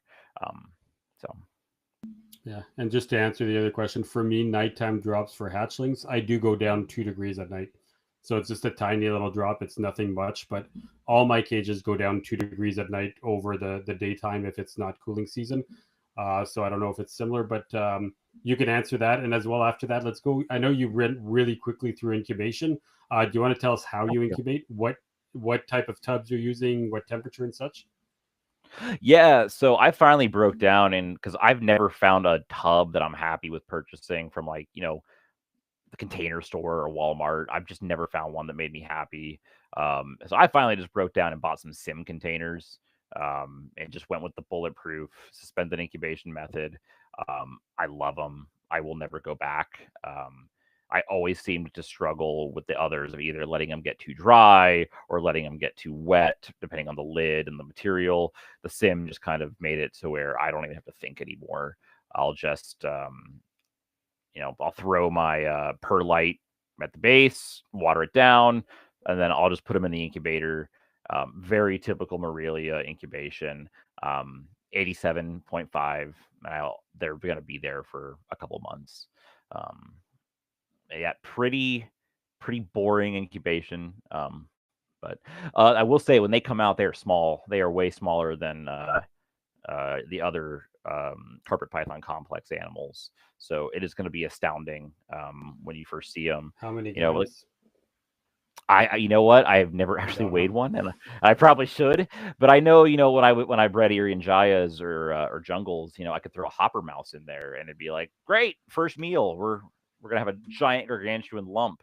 Um, I tried that with diamonds, and all I ended up with was a bunch of dead hoppers that the snake couldn't swallow. And I was like, oh, so that truly is a level that is too big for them. They really are tiny, and you almost have to start with like I don't know, a smaller medium sized fuzzy, or like a button quail hatchling. Um, and they grow fast. You know, you get past the first month, 6 weeks, and they're right on to hopper mice, and then it just becomes typical diamond python, or sorry, carpet python rearing. So let's go into so they're hatching out now. What do you keep them in? How do you keep them? And how do you go for feeding them? Are you all starting them directly on baby mice? Are you doing ASF? Are you doing button quail? Are you doing scenting? What's kind of let's go down the baby talk and your setups for them. Okay. Historically, I've just done the shoebox with a water bowl, and I really like using toilet paper rolls as hide boxes because one gets dirty, you throw it away, you put another one in there, and that's that. I like using cocoa, not cocoa fiber, that cocoa mulch. I think it's sold as like baby chips or cocoa chips, Reptichip rather. Um, that way, if the snake spills some water, or if it's I'm a little bit worried about humidity, I can just do a very quick spritz and then don't have to worry about sheds. um of course, it's heat tape. It's set to about 88 89 degrees, and then I Swiss cheese the tubs to make sure there's nice and good ventilation. um when I went down my sabak rabbit hole and had those, I kind of went crazy with ventilation for like everything out there to make sure, you know, I wasn't exposing animals that I otherwise didn't worry about to any sort of potential fungal or air quality problem. And then this year, I've got a local friend that has started raising several colubrid species, and he's using that. Like that green garden fencing that you can kind of cut and curve to put in your enclosure. Every green tree python out there guy is rolling their eyes because they've known about it for years. I've known about it. It just never been motivated enough to go buy my own, but I put that in my tubs to play around with, and like it was pretty amazing watching like every single one of them just like climb up there and like hang out on it. So I'm gonna make that a staple going forward and stop being lazy and utilize it. But before that, for perching, because it does seem like they would like it, I would do kind of a taller um, deli cup so they could kind of perch on the edge and still kind of get off the ground if they wanted to. Um, it's let's see if I have one nearby. Yep, it's these blue cups that you can get like night crawlers or waxworms in. So they're pretty tall. The snake can go in there and drink, but it could also just perch on the side and hang out. But I'd like to utilize more of that fencing as well. And I keep them in there until they either outgrow it, in which case they'll go into either an Exoterra 12 by 12 by 18. I've got I'll have to send you guys a picture. I don't know if you so you guys can show it off, but they're reed stacks that a friend of mine had made out of tile and PVC. Um, so you could literally just pull it out in one fell swoop. You don't have to worry about it shifting and crushing an animal. And then the snake can then just kind of move up and down in those tall enclosures, getting to the desired temperature and humidity point it wants to get to. And once they eventually will outgrow that, generally by that point they're in their adult enclosure. Even if they're still small, there's no other intermediate stage that I'll keep them in. So yeah, that's nice. If you do have pictures you want to send, you can probably just send them to Michael through I don't know if you guys chatted through Instagram or things like that. It's easy to add Yeah, them you up could send it after to me. I can Yep. Okay. Email them to myself. So there was. Sorry, go. Oh, sorry. Nope, go. I would say I realized I didn't touch on feeding. That's the other part. That's they can be a little slower to start. I tried mice initially, and you'll get some that, I mean, like first time you offer it, boom, they've taken the mouse, and that one's going to be growing pretty fast, and it's going to be one of the winners. but none they cannot resist a button quail. If you give them a button quail, they're eating it. I've I'm having a couple that are kind of a pain this year where like I had a couple runts and they're kind of being problematic. It seems like the Lazic outcrosses I've done can be a little slower to start. But even then, once they start across the board, um, a button quail is irresistible to them. I'll feed them that for 3 or 4 feedings, and generally I don't even need to scent. I just give them a mouse, and boom, they've taken it. It just seems like a switch flips where they know that what prey is, and they'll take it. I have had a couple that did get a little stubborn, where they definitely only wanted the quail, but they were so easily fooled by just a quick like rubbing the quail against the mouse. It did not take much whatsoever. It seems like they're not nearly as problematic as a normal, the old Morelia Python forums. It's such a consistent thing. How do I get my jungle carpet off mice? They're not picky. It's just sometimes you need to kind of give them a little like nudge, and they almost always will switch right over. So Yeah, my answer to that is just stop feeding it. yeah, that's the other. Like I've never understood why that's a problem. Like any animal that became picky, I just stopped feeding it. Fine, you're not eating for the rest of the summer, then you're not eating all winter. And I guess what? When I start warming you up, everything eats anything that comes there, right? It's the one thing like your animals are able to go a year without feeding. Like anything that I'm not talking about a baby, but anything that's 2 years old or over, it can go a year without eating and it's still going to be fine. So to me, you've got to pick a feeder, just stop feeding it, wait, cool it, bring it back up. I promise you it'll eat. They always Oh eat. yeah. So for me, you were talking about button quails. For me, my best solution for trouble feeders is ASF. And ASF, because they have fur, because they move, and because they're so tiny, like a fuzzy ASF that moves is still like ridiculously tiny. I find like that's like my pièce de résistance, like it's the one thing that seems to work for freaking anything. So I don't know if you've tried ASF for your troublesome feeders or.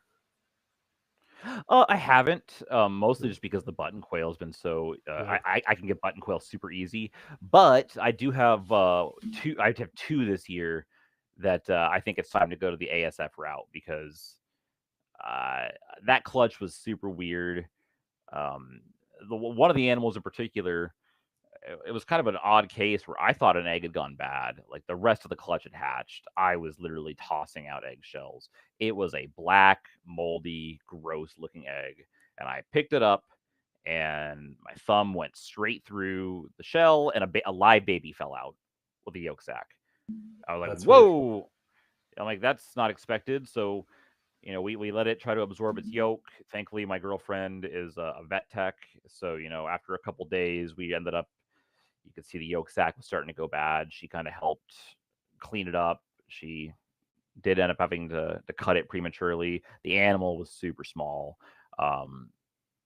and here we are. It's been weird. It had its first shed last week.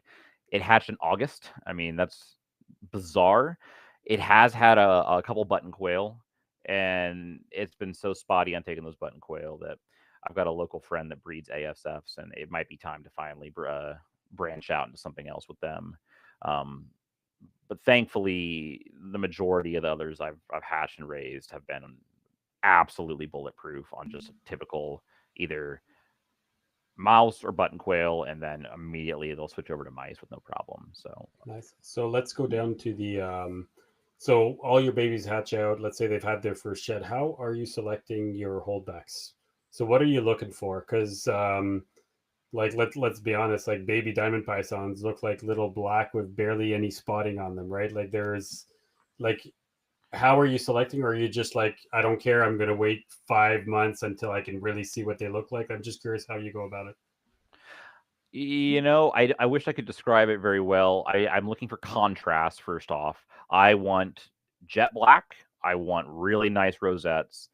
I do not want a lot of tipping. I know that's contrary to what a lot of guys like. I really like the thick black borders, and I like that kind of like tipping, kind of creeping up from the belly and then almost fizzling out when it gets to those black borders, and then the really clean rosettes. Um,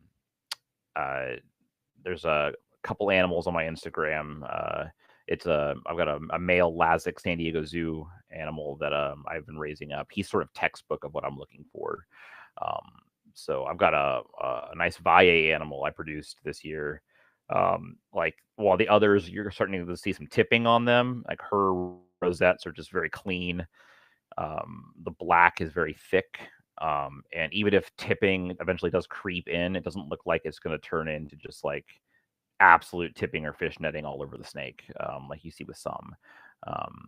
And that's just a personal preference. That's not necessarily that it's better than somebody else's. That's just sort of, I like that kind of contrast, and I kind of want to exacerbate that with the animals I produce. And at what point do you start selecting? Are you after a few sheds? And just I'll let you answer. What is tipping? That's being asked in the the live chat there. So tipping is it just you'll hear it referenced in many different species. Just in diamond pythons, tipping is kind of referring to the yellow coloration that is kind of coming through on.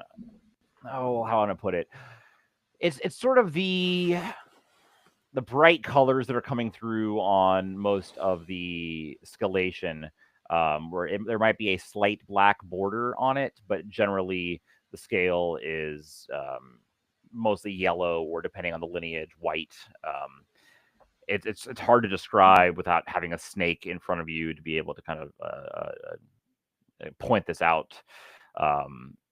As far as selecting goes, I the minute they hatch, I'll start looking over all of them, and I'll put a star next to a couple of the animals that I know I really want to watch.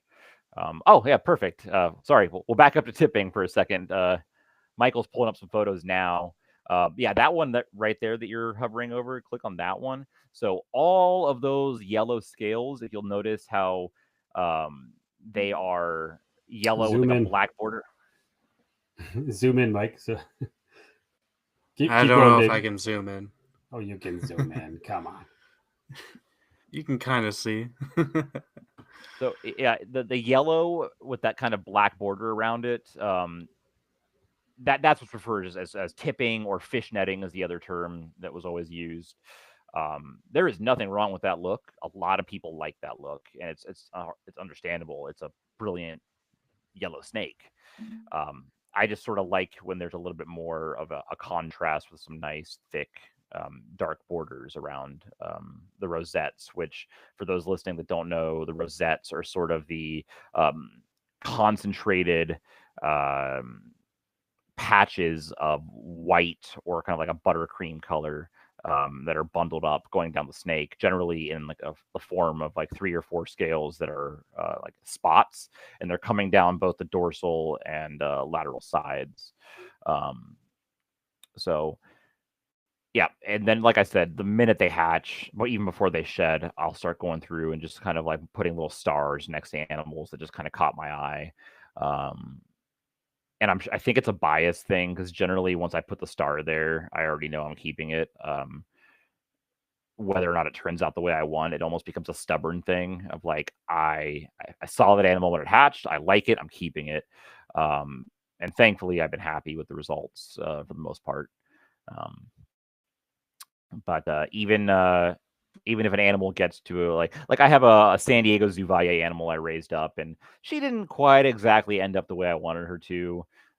She's got a little less of the dark bordering around her. Still a beautiful animal. She still has great genetics, and I want to be able to keep that animal in my colony, even if it's not necessarily going to be furthering my phenotypic goals as far as genetically healthy. For keeping a colony genetically healthy, I'm going to keep her around. So. Yeah, for sure.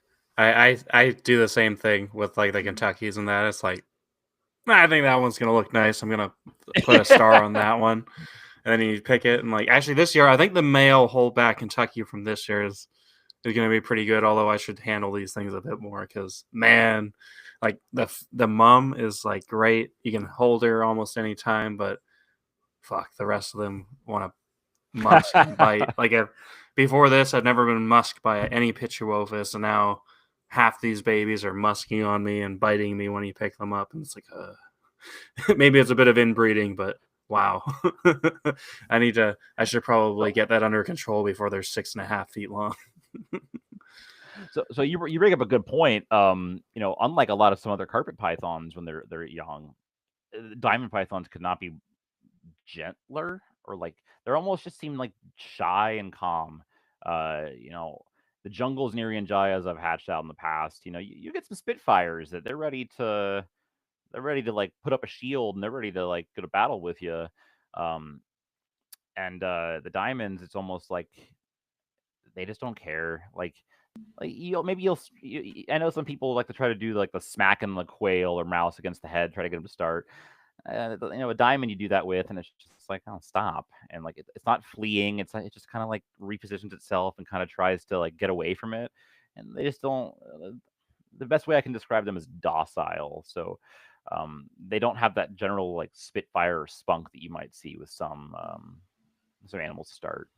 I think that's what makes him a bit of a harder feeder, right? Because the inlands were very similar. Inlands were extreme, like inlands and diamonds are very docile in nature compared to the other carpet pythons, I find. And I find that's what makes it a bit harder to feed them because they don't have that psychotic bite everything. Like I'd say 95% of all baby carpets bite and bite at anything that comes near them, right? Whether it's a feeding response or not, it's just, I'm scared you're going to eat me, I'm biting. It's a defense mechanism, right? But the inlands, they don't do that. And I'm assuming, and I've heard that a lot about diamonds, is that they don't have that aggressive protect mechanism of doing that. They're, and even the adults, I've never seen a diamond that strikes or that's aggressive. So maybe I'm wrong. I also actually, well, one of my inlands is food aggressive, but as soon as you have her out, she's fine. But most of them are all extremely tame. So it's a quality I'd put on there for that species, which is, it's kind of cool. I mean, if that's what you want. Like personally, I don't care if a snake bites or not. To me, it just makes it a better feeder. It makes it easier to get them started. So inlands were horrible to start. They were horrible. I've heard that diamonds are no better, and that it's a pretty big challenge for many. So I'm kind of curious to, like, for you, let's say, I don't actually, let's go down that road. How many babies have you had, and what's your average of how much you get feeding, or do you have like, everything feeds within 6 months except two babies, or what's your percentage kind of? I won't pretend that I've had like the most success, but I've hatched out about 60 babies. Um, and my goodness, it seems like the majority is like, and again, this is with the button quail, and that's why I like them so much. It is like crack to them. You give them a button quail, boom, they just fed. It seems like they get all generally feeding within the first offering or two. I have had, I'll say about maybe 20%. And those have mostly been the Lazic outcrosses. Those babies just seem to be a lot more, even more docile than I would say compared to some of the other bloodlines. Um, and kind of hypothesizing and talking with some other people that keep diamonds, we almost wonder if that bloodline just comes, it's much darker. They're much, they almost look more like what you would expect to see in like the uh, the south of New South Wales, Victoria region, kind of that area of diamonds. Would the Lazic ones are a Maybe. bit more closer wild animals, possibly? Oh yeah, I mean, and so they're Were they one of on the my animals that Casey got in trouble for, or no? I don't know not which ones or which. No. no. These animals. Casey got an animal from somebody else. Um, which I mean, it's not a legal problem anymore. But everybody in these stories are alive, so I don't want to. I don't want the herp community to. I don't know, make more out of it than it is. Casey got an animal that had noose marks and ticks on it from somebody else. And he's like, oh, that's interesting. And the story I told was told that that animal showed up like that, and then very shortly thereafter laid a clutch of eggs. Um, so, I mean, yeah, during the time period where people were That's not like a breeding diamond dream. python. Yeah. So idea is that potentially, like Michael said, these could just be early filial generations where they are so wild still that they are kind of hesitant to start in captivity. It could be that these animals, which do appear to be more of a southern locality, not verifying that, not saying that's possible, that's what they are. It's just sort of a hypothesis that maybe they feed differently down there. Maybe they're a little bit slower starter. Maybe they're eating a different prey base that compared to the animals that like the San Diego Zoo animals. You can find these records still. They're out there. They came from Gosford, Australia. Maybe those animals, which have been relatively easy to get started, are eating a different prey base in the wild because the San Diego zoos are still only at third generation for many of us. My Valle animals are, oh my goodness, you almost can't stop them from feeding. And then the Lazic outcrosses, no matter whether I paired it with the San Diego Zoo or the Valle, they have been problematic both years. And that's probably been the 10, 20% that have just always been kind of a problem to get started. And generally, it seems as though time more than anything kind of resolves that. It's almost as just they have no urgency to them. But of the animals that really did not want to get started, it has been that bloodline, those outcrosses. So you've produced reduced pattern diamonds. Have you produced them through outcrosses or what you perceive to be outcrosses? Good question. I've only produced them with my a pair of Valle bloodline animals. The first year, let me back up a little bit. There's been some back and forth on what the reduced pattern truly is. There's been people saying that it's nothing more than what's the word I'm looking for here? That is nothing more than line bred traits or polygenic traits. But the first year I produced them, I hatched out 3 animals and a clutch of 14. The male, unfortunately, had pipped, seemed healthy, and then I found him deceased later, only one of the clutch. And then the 2 females. I was like, that's really close to like a perfect 25%.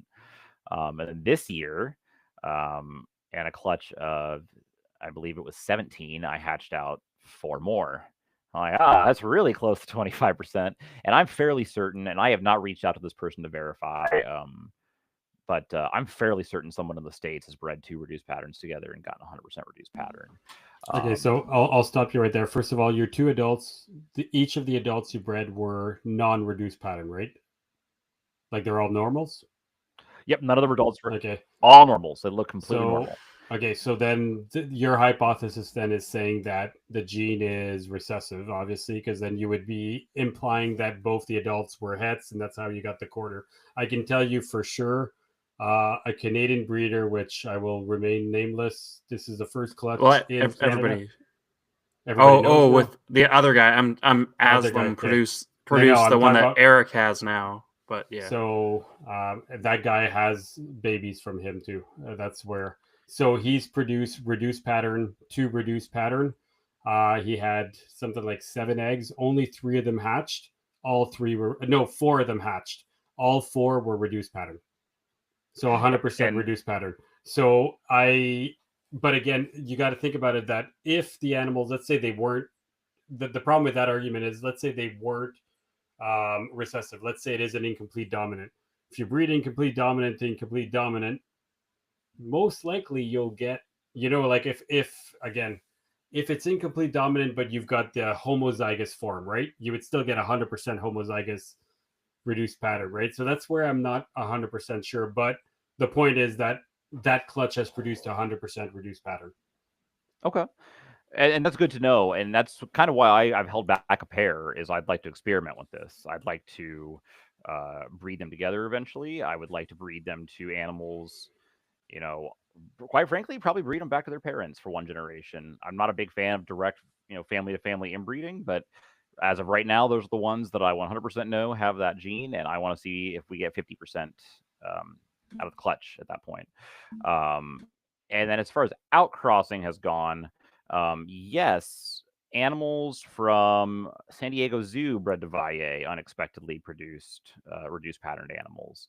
And those look odd. And I don't mean that in like a nefarious sense. That's not a purity debate. That's more of a interesting. It's almost like I hesitate to throw this term out there and make it. I don't want anybody to take it as gospel. It reminds me of like allelic.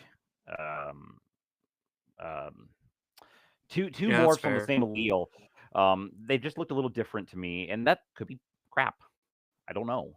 But just knowing the stories of San Diego Zoo and where Valle's animals came from, there is not known crossover.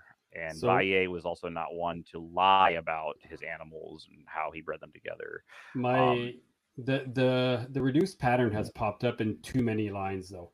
Like Yep, everybody I talk to has a different line and it popped up. So I have one reduced pattern female, and she's a Gosford line, and she was that's San Diego Zoo. okay. So and she was produced by UK Python that had zero reduced pattern, and she just popped up out of nowhere after breeding in multiple different years, right? Which again is weird. And you talk to people, there's been reduced pattern in what, like 4 different lines now.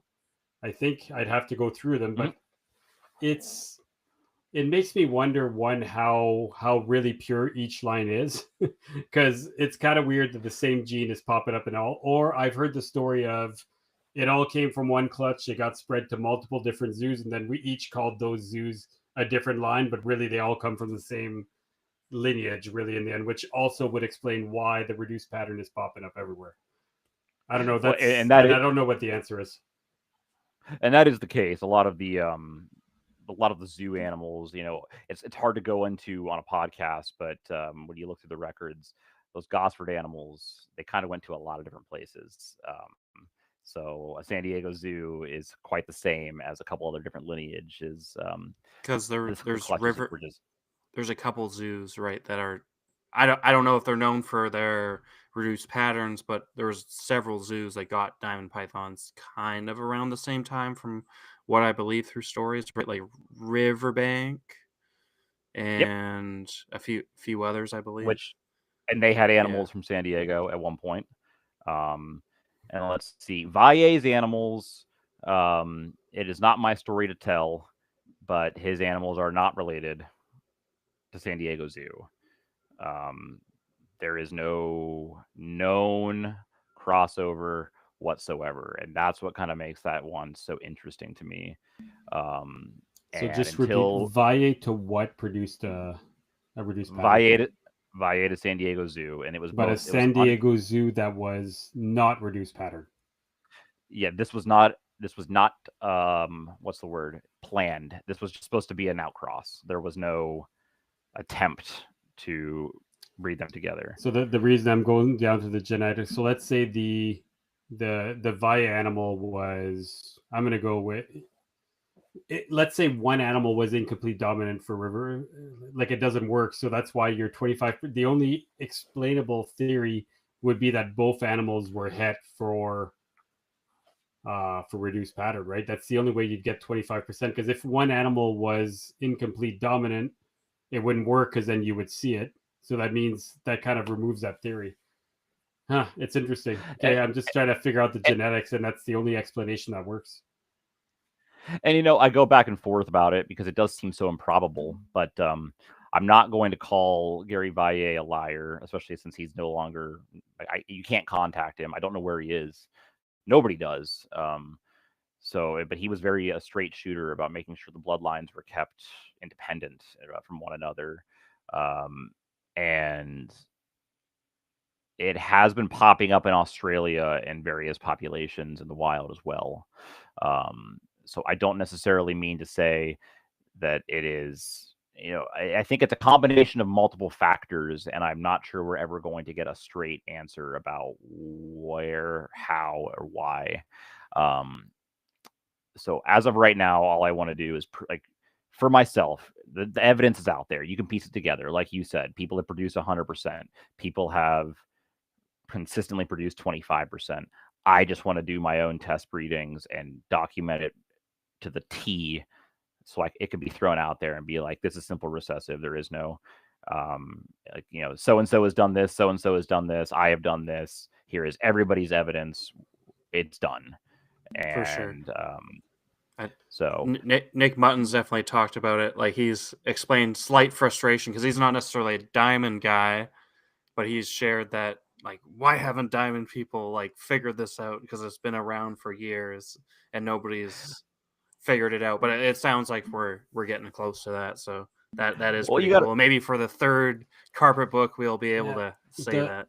The problem with that is I'll let you talk right after, David. The problem is, here's my issue. So I have a reduced pattern going to, and my reduced pattern is, I said Gosford, my male is Riverbank Zoo.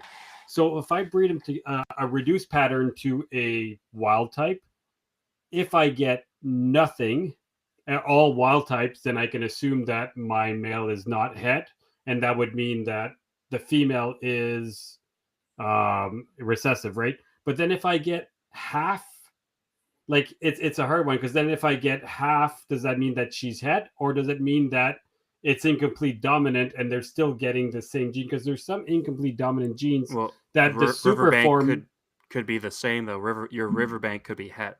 No, that's what I'm saying. So, but let's say the Riverbank zoo is het, then 50% will be reduced pattern. But let's say the Riverbank is not het, but that the gene is actually incomplete dominant, but that my reduced pattern is incomplete dominant, but in a homozygous form. And the homozygous form looks the same as a heterozygous form. So you have, if you only have one gene or two genes, you still have a reduced pattern, right? It might be more reduced, but we don't really quantify how reduced the pattern is. So let's say my Riverbank zoo has absolutely no genes and I get half of them. Now the question is it because the mother only gave one allele to every baby, so they're all still reduced pattern? Or is it, so even with that pairing, it literally tells me nothing. Like, I can't even get the answer because I can't tell you if my male has het or not. So my breeding is purely, I hope I get some out of it. If I don't get any of it, then sorry, go ahead, Dave. Oh, and that's kind of why I want to play around with my colony, because I can, the original two Valles were normal looking diamonds. The first generation, there were no reduced pattern diamonds. I bred two first generation diamonds together. I've got second generation Valles. Those produced reduced patterns. And that's why I'm just going to assume that both of those animals were carriers. And breed them back to the offspring. I want to breed the offspring together. And you're right. I can see Dom smiling there. It's a mess. And so no, because I'm trying to figure out how it works. So to me, what happened there is one of your original parent was het. That's what in my head was. And that's why you got 0 babies that were RPD. Then one of those babies that you bred, or whichever holdbacks you had, 2 of those holdbacks were het from that pairing, because 50% of the so, and to me that's how you would have gone, and that works with the recessive theory, right? So to me that's how that happened in your case, and that's what works in my head, because incomplete dominant doesn't work. But then if we rule out incomplete dominant, the polygenic thing to me doesn't work, because it's such a gigantic phenotypical difference that I don't see it. I don't see how, and there's too much of a like a perfect percentage split whenever I look at clutches. Like, it's, to me, it doesn't work. It's not like you take Tiger or like, it just doesn't work. So, but anyway, I'm smiling only because I'm going through my head, and your breedings is telling me recessive, and most breedings tell me recessive. But the problem is, I think, is that most diamonds are probably het. I think they've been pushed into. Sorry, go. Oh, no. I think you're right. Sorry, I didn't mean to interrupt you. No, you're not. I want to keep the conversation going, so go for it. I like what you're thinking. And I'll go back to what Michael said too about how diamond guys haven't, really solved it. And I wouldn't. It's not laziness or anything. I don't want to put too many words in the mouths of those before me, but they just didn't care. It was just like oh, that's weird. That's interesting. Their big thing was they wanted to produce normal, wild type healthy diamond pythons and keep bloodlines pure. And then the reduced patterns would pop out and be like, oh, that's interesting. And I'd move it along. There'd be somebody that would want it. And it was never a focus. And, we herpiculture has shifted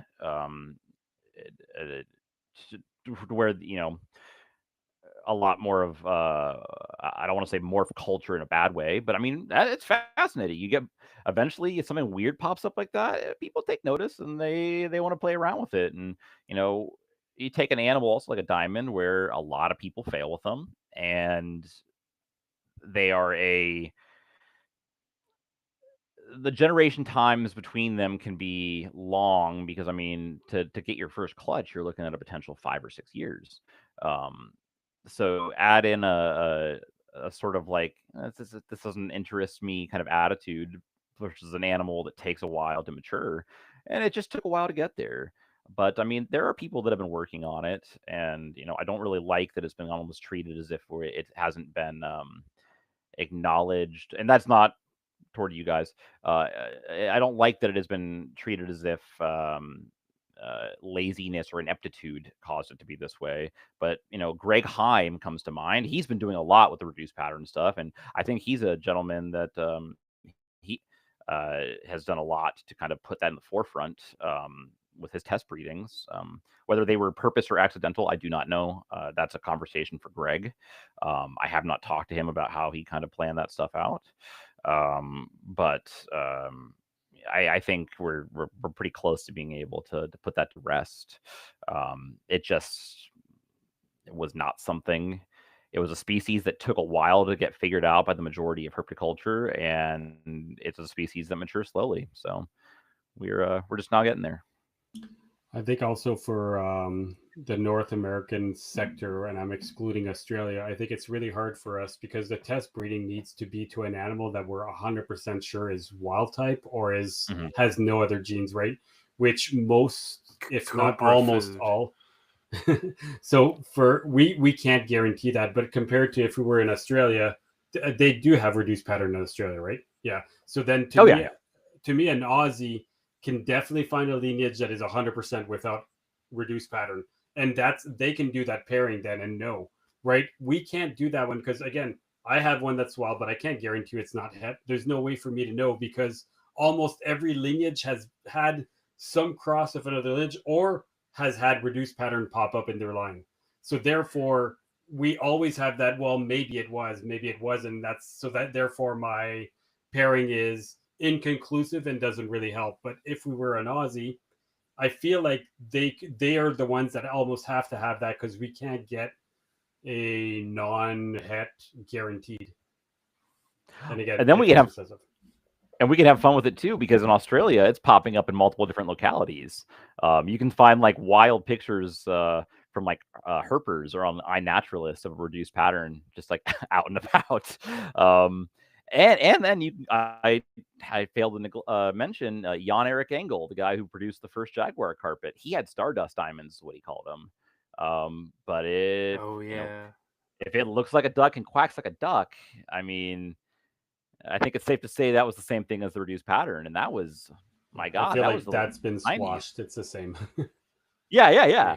And in the end, it's kind of like the same as stonewash and bredli and white-sided bull snakes. Like it's a form of pied almost to an extent, which means it's probably recessive. Although Nick Mutton may argue that it is a incomplete dominant due to it being, well, some pieds do have a visual het, be that het recessive or incomplete dominant with a slight visual kind of tweak to it, right? Like I think Nick calls exantic carpets almost like a incomplete dominant instead of a recessive because the het exantics almost look a little exantic to an extent. But that's just his opinion. So there's no facts behind that. Exantic is 100% incomplete dominant. That's known. It's not recessive. I don't care what people say. It is 100% the definition of incomplete dominant. I do think it's a form of piebald. Now, my next question is there any piebald in any of the snake morphs that is not recessive? Do you know of any? Like, if you think pieds are a visual het. There's some visual cues to het pied ball pythons. You're talking but about they're ball marker, pythons, so maybe that's. But you're talking about a marker, right? You're talking about a marker that tells you yes, it's het, but overall, it's not showing the piebald, the pied in them, right? So to me, I get the marker. I'm going to exclude the marker.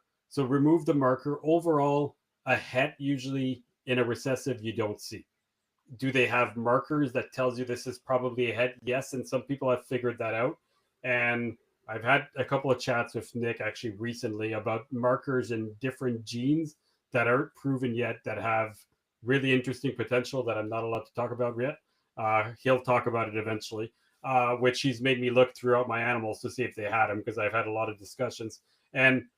But that doesn't mean that it's not recessive. I don't think the marker removes the odd. But what I'm going back for reduced pattern, if reduced pattern is considered a piebald gene, which I think it is, just like the Bredli and Stonewash, which doesn't really look like a piebald, but it is a piebald gene. So to me, that even more confirms that it's most likely recessive.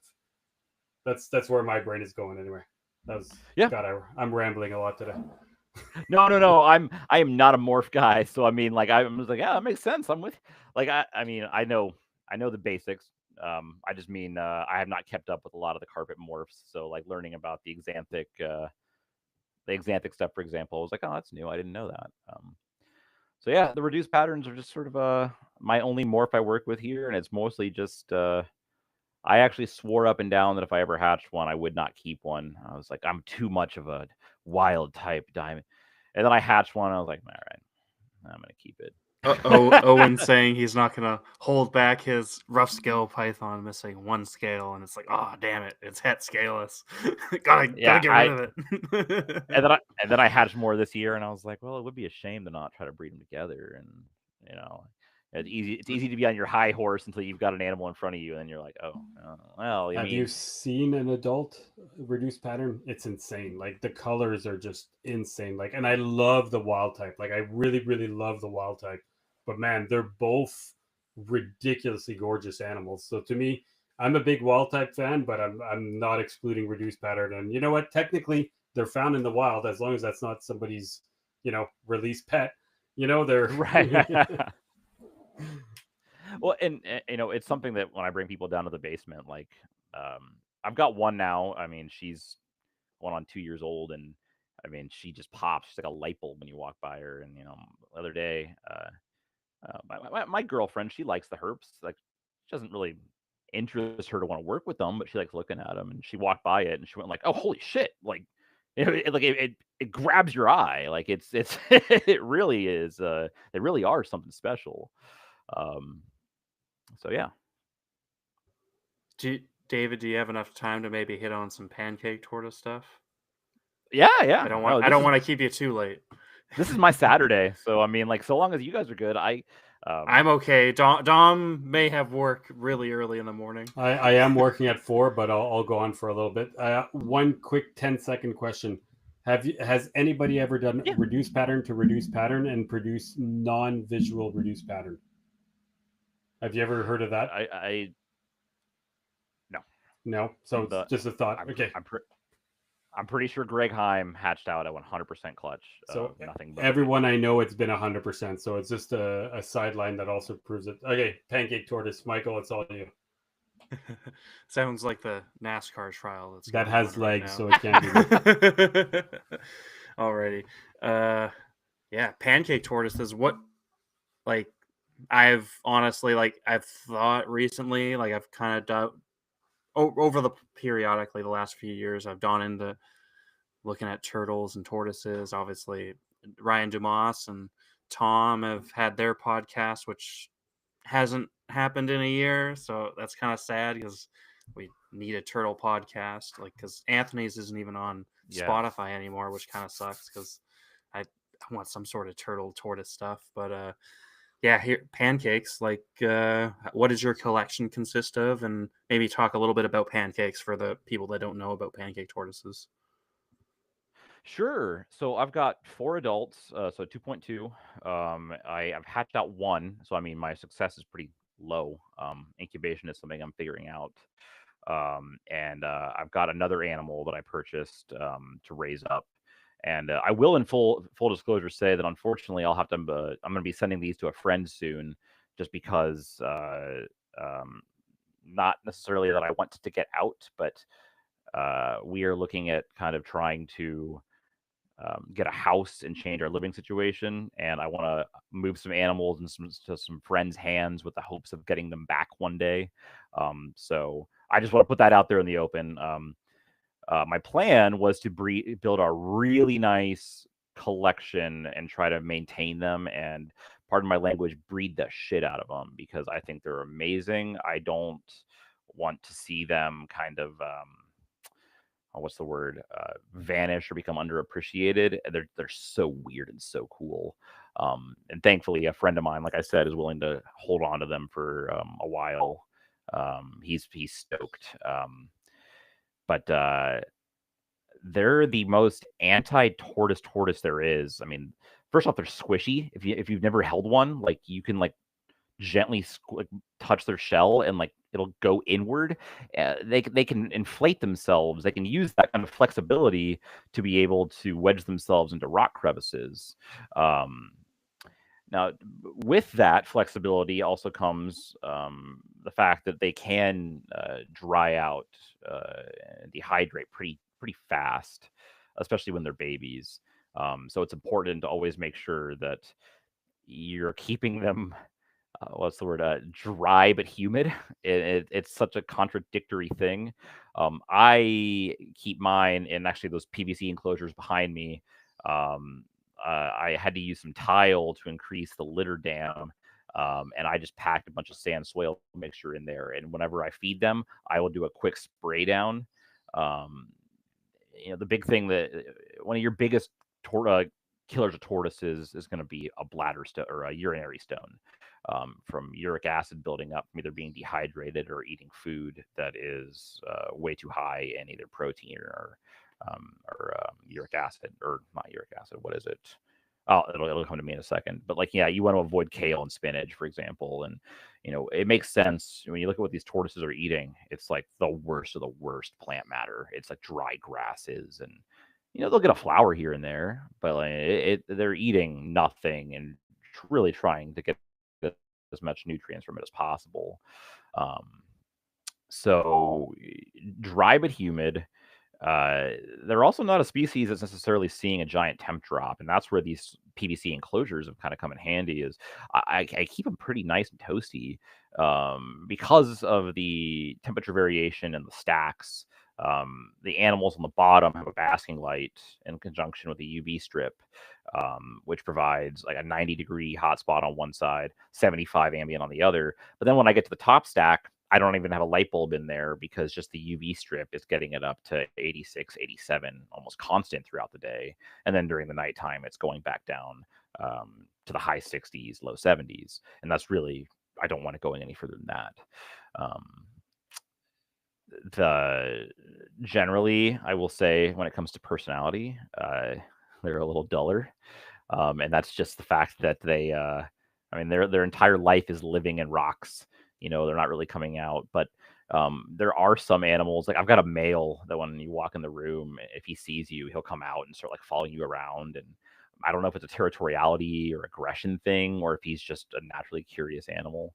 But like he'll run out there and start taking lettuce from your hands. And they're exceptional climbers. That's actually one thing I would say is like you can put some tortoises in a stock tank and you're just no lid, no nothing. These things, if you do not cross all your T's and dot all your I's when it comes to your ability to keep them enclosed, they will climb out. And I had someone tell me a story about how they had like a little concrete wall with like that PVC coated wire as sort of a top fence between two tortoise pens. And a male pancake tortoise had, I don't know if it was because they were together and he knew that tortoise was over there or could smell him, but he would actually scale that wall, hook his arm over that fence barrier, flip himself over there just to go attack that male over and over again until they could get the fencing kind of situated better. But just really fascinating species. Is there anything in particular? I can ramble and just like the rambling is fantastic because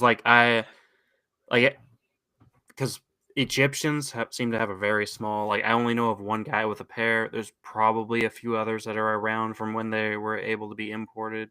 / older animals in the hobby.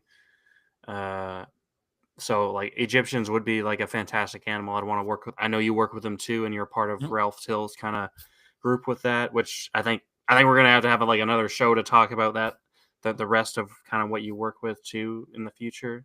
I want to have Ralph on because Ralph Till, like Dom, I know you're not a tortoise guy, but Ralph Till is fucking passionate about Egyptian tortoises, and he could talk probably for hours about Egyptians and how he wants to kind of help them and keep them going along I don't see a without problem with making any doing. money. You can do a tortoise show. I'll do one, but if we keep doing them, I'll be like, find somebody who loves tortoise and find yourself a co-host for that show. The problem is it's hard for me to follow, right? Like I understand, and when I worked at the zoo, man, we worked with tortoises. I worked with pancakes, and the first I was to say the toughest thing I found about the stupid pancake tortoises, and I love them, was that they would jam themselves between rocks, and you couldn't get them out. Like if you had some type of permanent, but if your enclosure were permanent, they would literally go in, inflate, and then they'd be jammed there. There was nothing you could do to get them out until they came out on their own.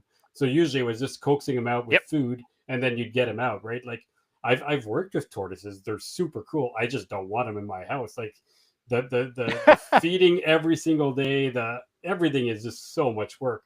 I guess I'm a really lazy keeper. That's why I keep pythons. They're just so simple. Oh yeah. Well, and that's why I did the disclosure that I've had to move some stuff along because I mean, like, it got to a point where I was like, if we're gonna get a house and we're gonna move, like, I think it might be time to kind of like reprioritize for a couple of years and then kind of absorb the collection back up because I mean, like, it's a lot of work and a lot of time and a lot of money, and I love it. I love the animals, but I'll love them in a couple of years once we're not renting anymore. You know, for sure. but Like I'm thinking about probably moving out to Alberta in the next couple of years, possibly sooner, but at least in the next couple of years, kind of thing. And pancakes and possibly even some water turtle stuff where like I want to do them, but like right now I can't necessarily keep all the species living in BC that I want to keep because like there is some possibility of us getting Indian spotted turtles up here and stuff like that, and even box turtles and that. And moving to Alberta, I can keep all those. Here in BC, we can't due to our laws that were made in 1982 when everything was the same goddamn genus as sliders and painted turtles. But yeah, like, and tortoises, like they seem a little easier, but I do know like pancakes are one of those that are you gotta keep them kind of warm still. Like Russians, I could probably keep them outside here year round almost. It might be a little wet, but for the most part, our temperatures are probably there. But then I don't know, Russians are cool, but then you find out that Russians are like 5 different subspecies, and you're like probably mostly okay, but when you find that out, you're like, oh well, I don't want to just jump into them and get possibly hybrids. Probably not, but you never know. well, and then I could ease your mind on that in saying that when they were importing them, they basically threw all of them into like one little center, and they were all mixed up anyway. And then it complicates everything even more. And bringing up the Egyptians, that's sort of also why like I've had to take a rethink is because the Egyptians are kind of really what we want to do right. And you know, pancake tortoises, you can keep pairs together year round. They do not care. They do fine, and you can't really do that, from my understanding. Talking to Ralph, talking to the other tortoise guys, you cannot realistically keep Egyptian tortoises well year round together in pairs. The most success seems to have been from putting together. And if we're going to do this right, until we can get a bigger space, it's got to be all Egyptians all the time in the house. Yeah. So With the pancakes, so what temperature? So you kind of mentioned the temperatures. How big are the cages, and kind of what are you trying to like? What's their diet, and then what are you trying to accomplish inside of that cage that you keep them in? let's see. I got to remember. I can't remember if they're 4x2x2 or 3x2x2. I'm pretty sure they're 3x2x2. They are top tier cages. One of the American cage companies. Relatively, I don't want to say closed chamber, but there are some ventilation slots in the back, but it allows to kind of keep that humidity level up. Um, eh, Inside of the enclosure is a chick drinker. Um, I really hate using just a typical water bowl for a tortoise. They will find a way to foul it, destroy it. They will drag their poop in there. They will drag food in there.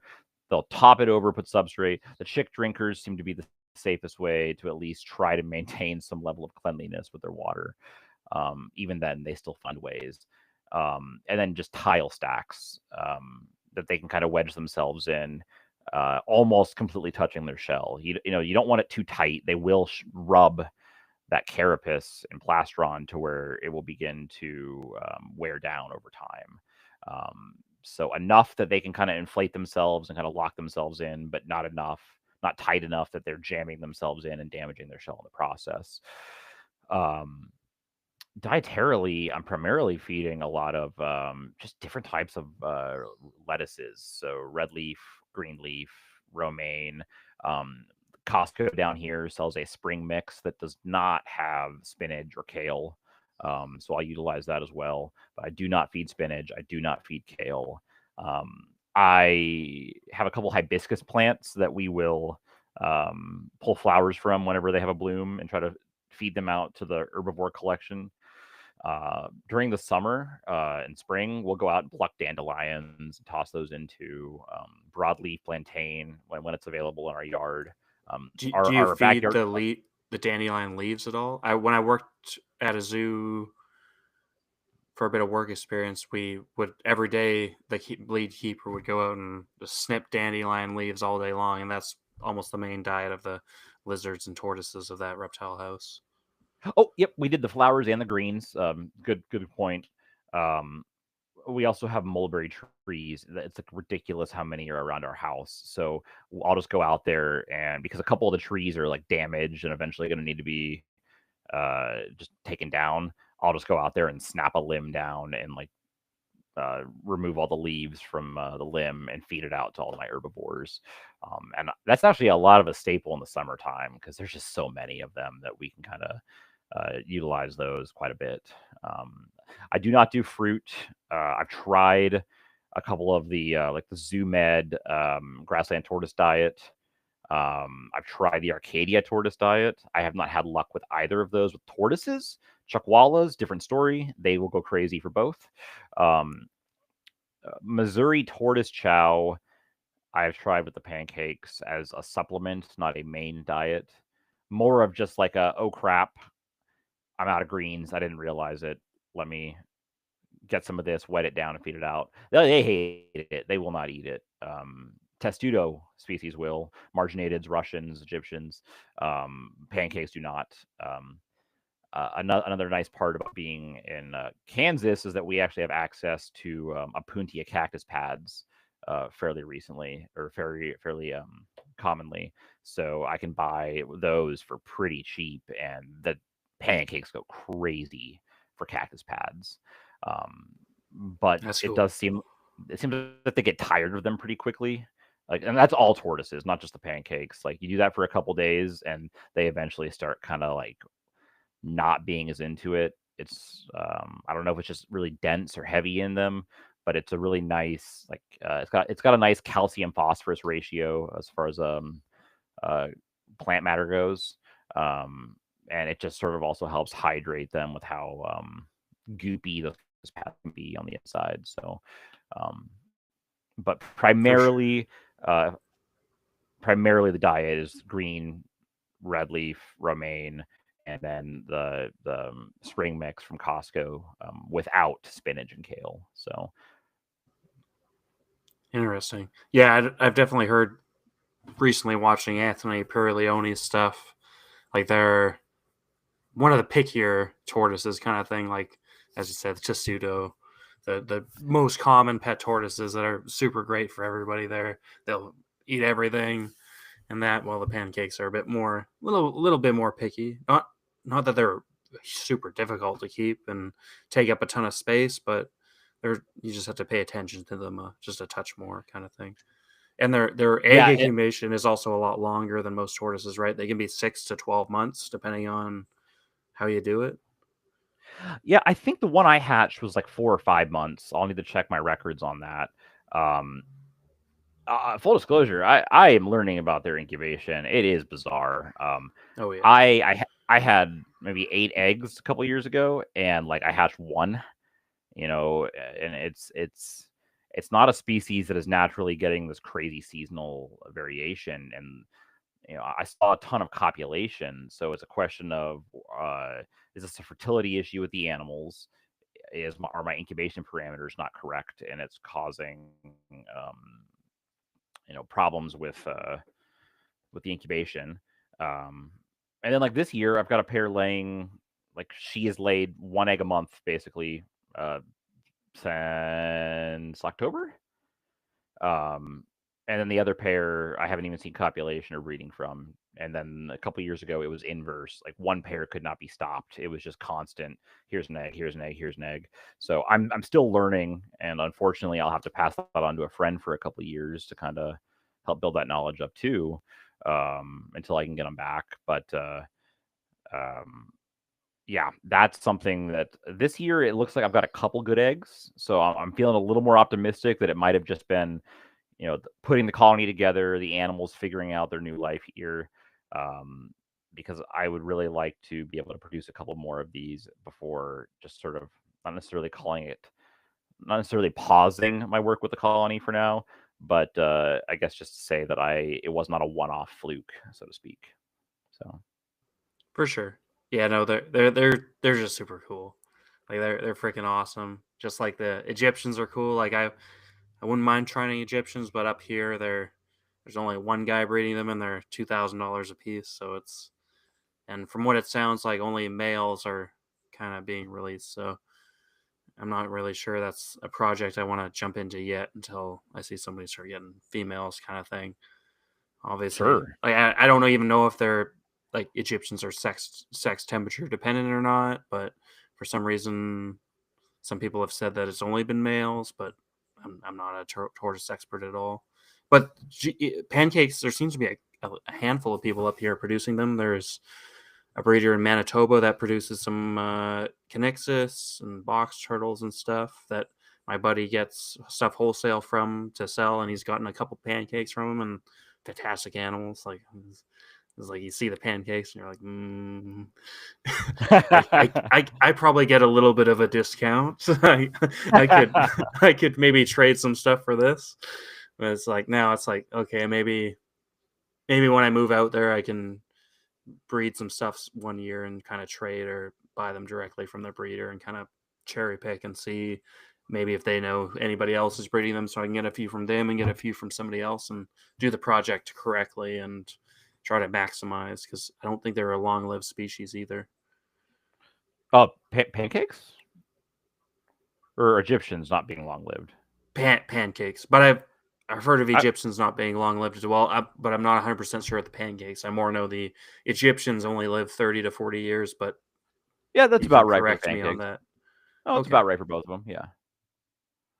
So, sorry, I thought you meant like a decade or two. I was going to say, oh no, they can live longer than no. Oh no, but like for tortoises, right? Like yeah, they're going to live 100 years, but the pancakes and Egyptians are ones that who knows? Maybe they don't live that long in the wild, or maybe naturally they only live a certain amount of time before they get eaten by something. But yeah, it's interesting how like a lot of other smaller tortoises, like the Russians and that, will live 50 to even 80 years, kind of thing, while the pancakes and Egyptians only seem to live to 30-ish. Yeah. Kind of thing. So, you have any questions, Dom? Just listening, man. It's interesting. Don't get me wrong, but I messaged you there, but you haven't replied. I wanted to ask you: do you want to keep going on your turtle stock? Because I might just say my goodbyes, because I work in 5 hours and I'm gonna die if I don't go to bed. So it's not good. If you want to continue, it's all good. We can probably end it pretty soon here. And I was gonna offer it to you. So if you wanted to keep going, we can keep going, and I'll jet out. If not, we can close it out eventually. We can always have another show. hopefully we'll Yeah, do there we this go. 500 episodes, and we can have him on in 6 months, just like everybody else we want to have on again, because we never seem to hit everything we want to hit, which is fantastic. Because It's always that's how a hard anyway to podcast get should work. people to want to come back, or even to come for the first time, right? Some people, it's just a schedule. It's a scheduling nightmare. They say yes, I'm Oh, going to for come, sure. but it's like, oh, I can only in the next 2 months at this time, and you're like, well, anyway, yeah, the time Yeah. doesn't always Well, work for we everyone, got right? we got Ron St. Pierre for next weekend, so that'll I be just fun. saw that, so Yeah. Ron Oh, St. Pierre nice. for next weekend. That should be good. And then we need to get Heather on too, because like she's the one that actually runs that operation, runs some ideas of stuff. But Heather's the one that does the nutrition and does the blue tongue, so it should be another fantastic topic. But I think Ron should be great. But I yeah, find it every time I've listened to Ron, I find it really interesting how he talks about his ideas of how to market an animal in the mass, right? And that's what I find so interesting, how he'll, like, I don't know, to me that just amazes me. That should be interesting next week. yeah, his systems of how he comes up with stuff is fantastic, right? Like he's not necessarily marketing. I think he fucking hates people, but Don't but we his all? ideas, but his ideas of how he's gonna, okay, I need to set up 50 groups of these animals to breed right and keep them right and produce maximum effort, but I've also fucked up in the past, so I need to do all this correctly, and sometimes I mess up, and it is what it is, and we're gonna move on, right? Like I love that whole thing that he does. So yeah, Agreed. it should be great. That being said, David, honestly, that was really, really interesting. I mean, everything about Diamond Python was awesome. The tortoise, I mean, it was okay. I mean, it was fine. I mean, nothing amazing, but the Diamond Python, I really appreciate that part of it. I'm just kidding. It was great. It was great. Honestly, great talking to you. If people want to get a hold of you, how do they get a hold of you? Oh, sorry, I missed that last part. My internet's starting to spaz out. If people want to get a hold of you, Facebook, Instagram, any handles? Oh yeah, you can find me on Instagram at Kelley Herpetological. It's KELLEY_herpetological. Yeah, I'm a little busy this winter, but if you send me a question, I promise you, I can get to it. If I do not respond, please just spam me. I will eventually remember. So yeah, thanks for having me on, guys. I really glad to have the opportunity to talk. Awesome. Thank you, David. I'm definitely glad I got you on, because I've listened to you on the other 4 or 5 podcasts you've been on, and it's always great to hear. We didn't even talk about zebra skinks or anything, but yeah, I think this will go down fantastic, and we can always talk to you in the future, because I rang up that falconry thing at the beginning because I knew that'd be some weird fun topic to start off on, because that was the way you started off with Adam about last year, so that was always fun to hear. Sure, yeah, absolutely. Yeah, definitely crazy interesting. It's something I've always wanted to do, like on my own outside of the zoo, but I don't think it'll ever happen. If anybody wants to reach out to Michael, Michael Gillian at Facebook. No, Michael Gillian at it's just Michael Gillian right on Facebook. There you go. Michael Gillen at Facebook, and there you go. I don't even say your underscore name, right? Michael Gillen in the middle on Instagram. It's basically the same thing. There you go. David, if you want to hold on for a minute after we close out the show, then hopefully it'll upload pretty quickly. Okay, yeah, not a problem. Perfect. And everybody, thanks for listening. If you're on YouTube, just subscribe. It helps. If you are listening to the show live, we'll just repeat it. We do the show live, usually to all the guests that want to go live, but this episode will only be released in 1 week on any of the podcasts or wherever you listen to it. So if you're listening on Spotify, on Apple Music, on Buzzsprouts, wherever it is, just subscribe, and we appreciate it. And to everybody, have a great night, and we'll see you next week with Ron St. Pierre, and after that, our Christmas special, which should be a lot of fun. All right, guys, have a good night. Thanks, Dave. I really appreciate you coming on.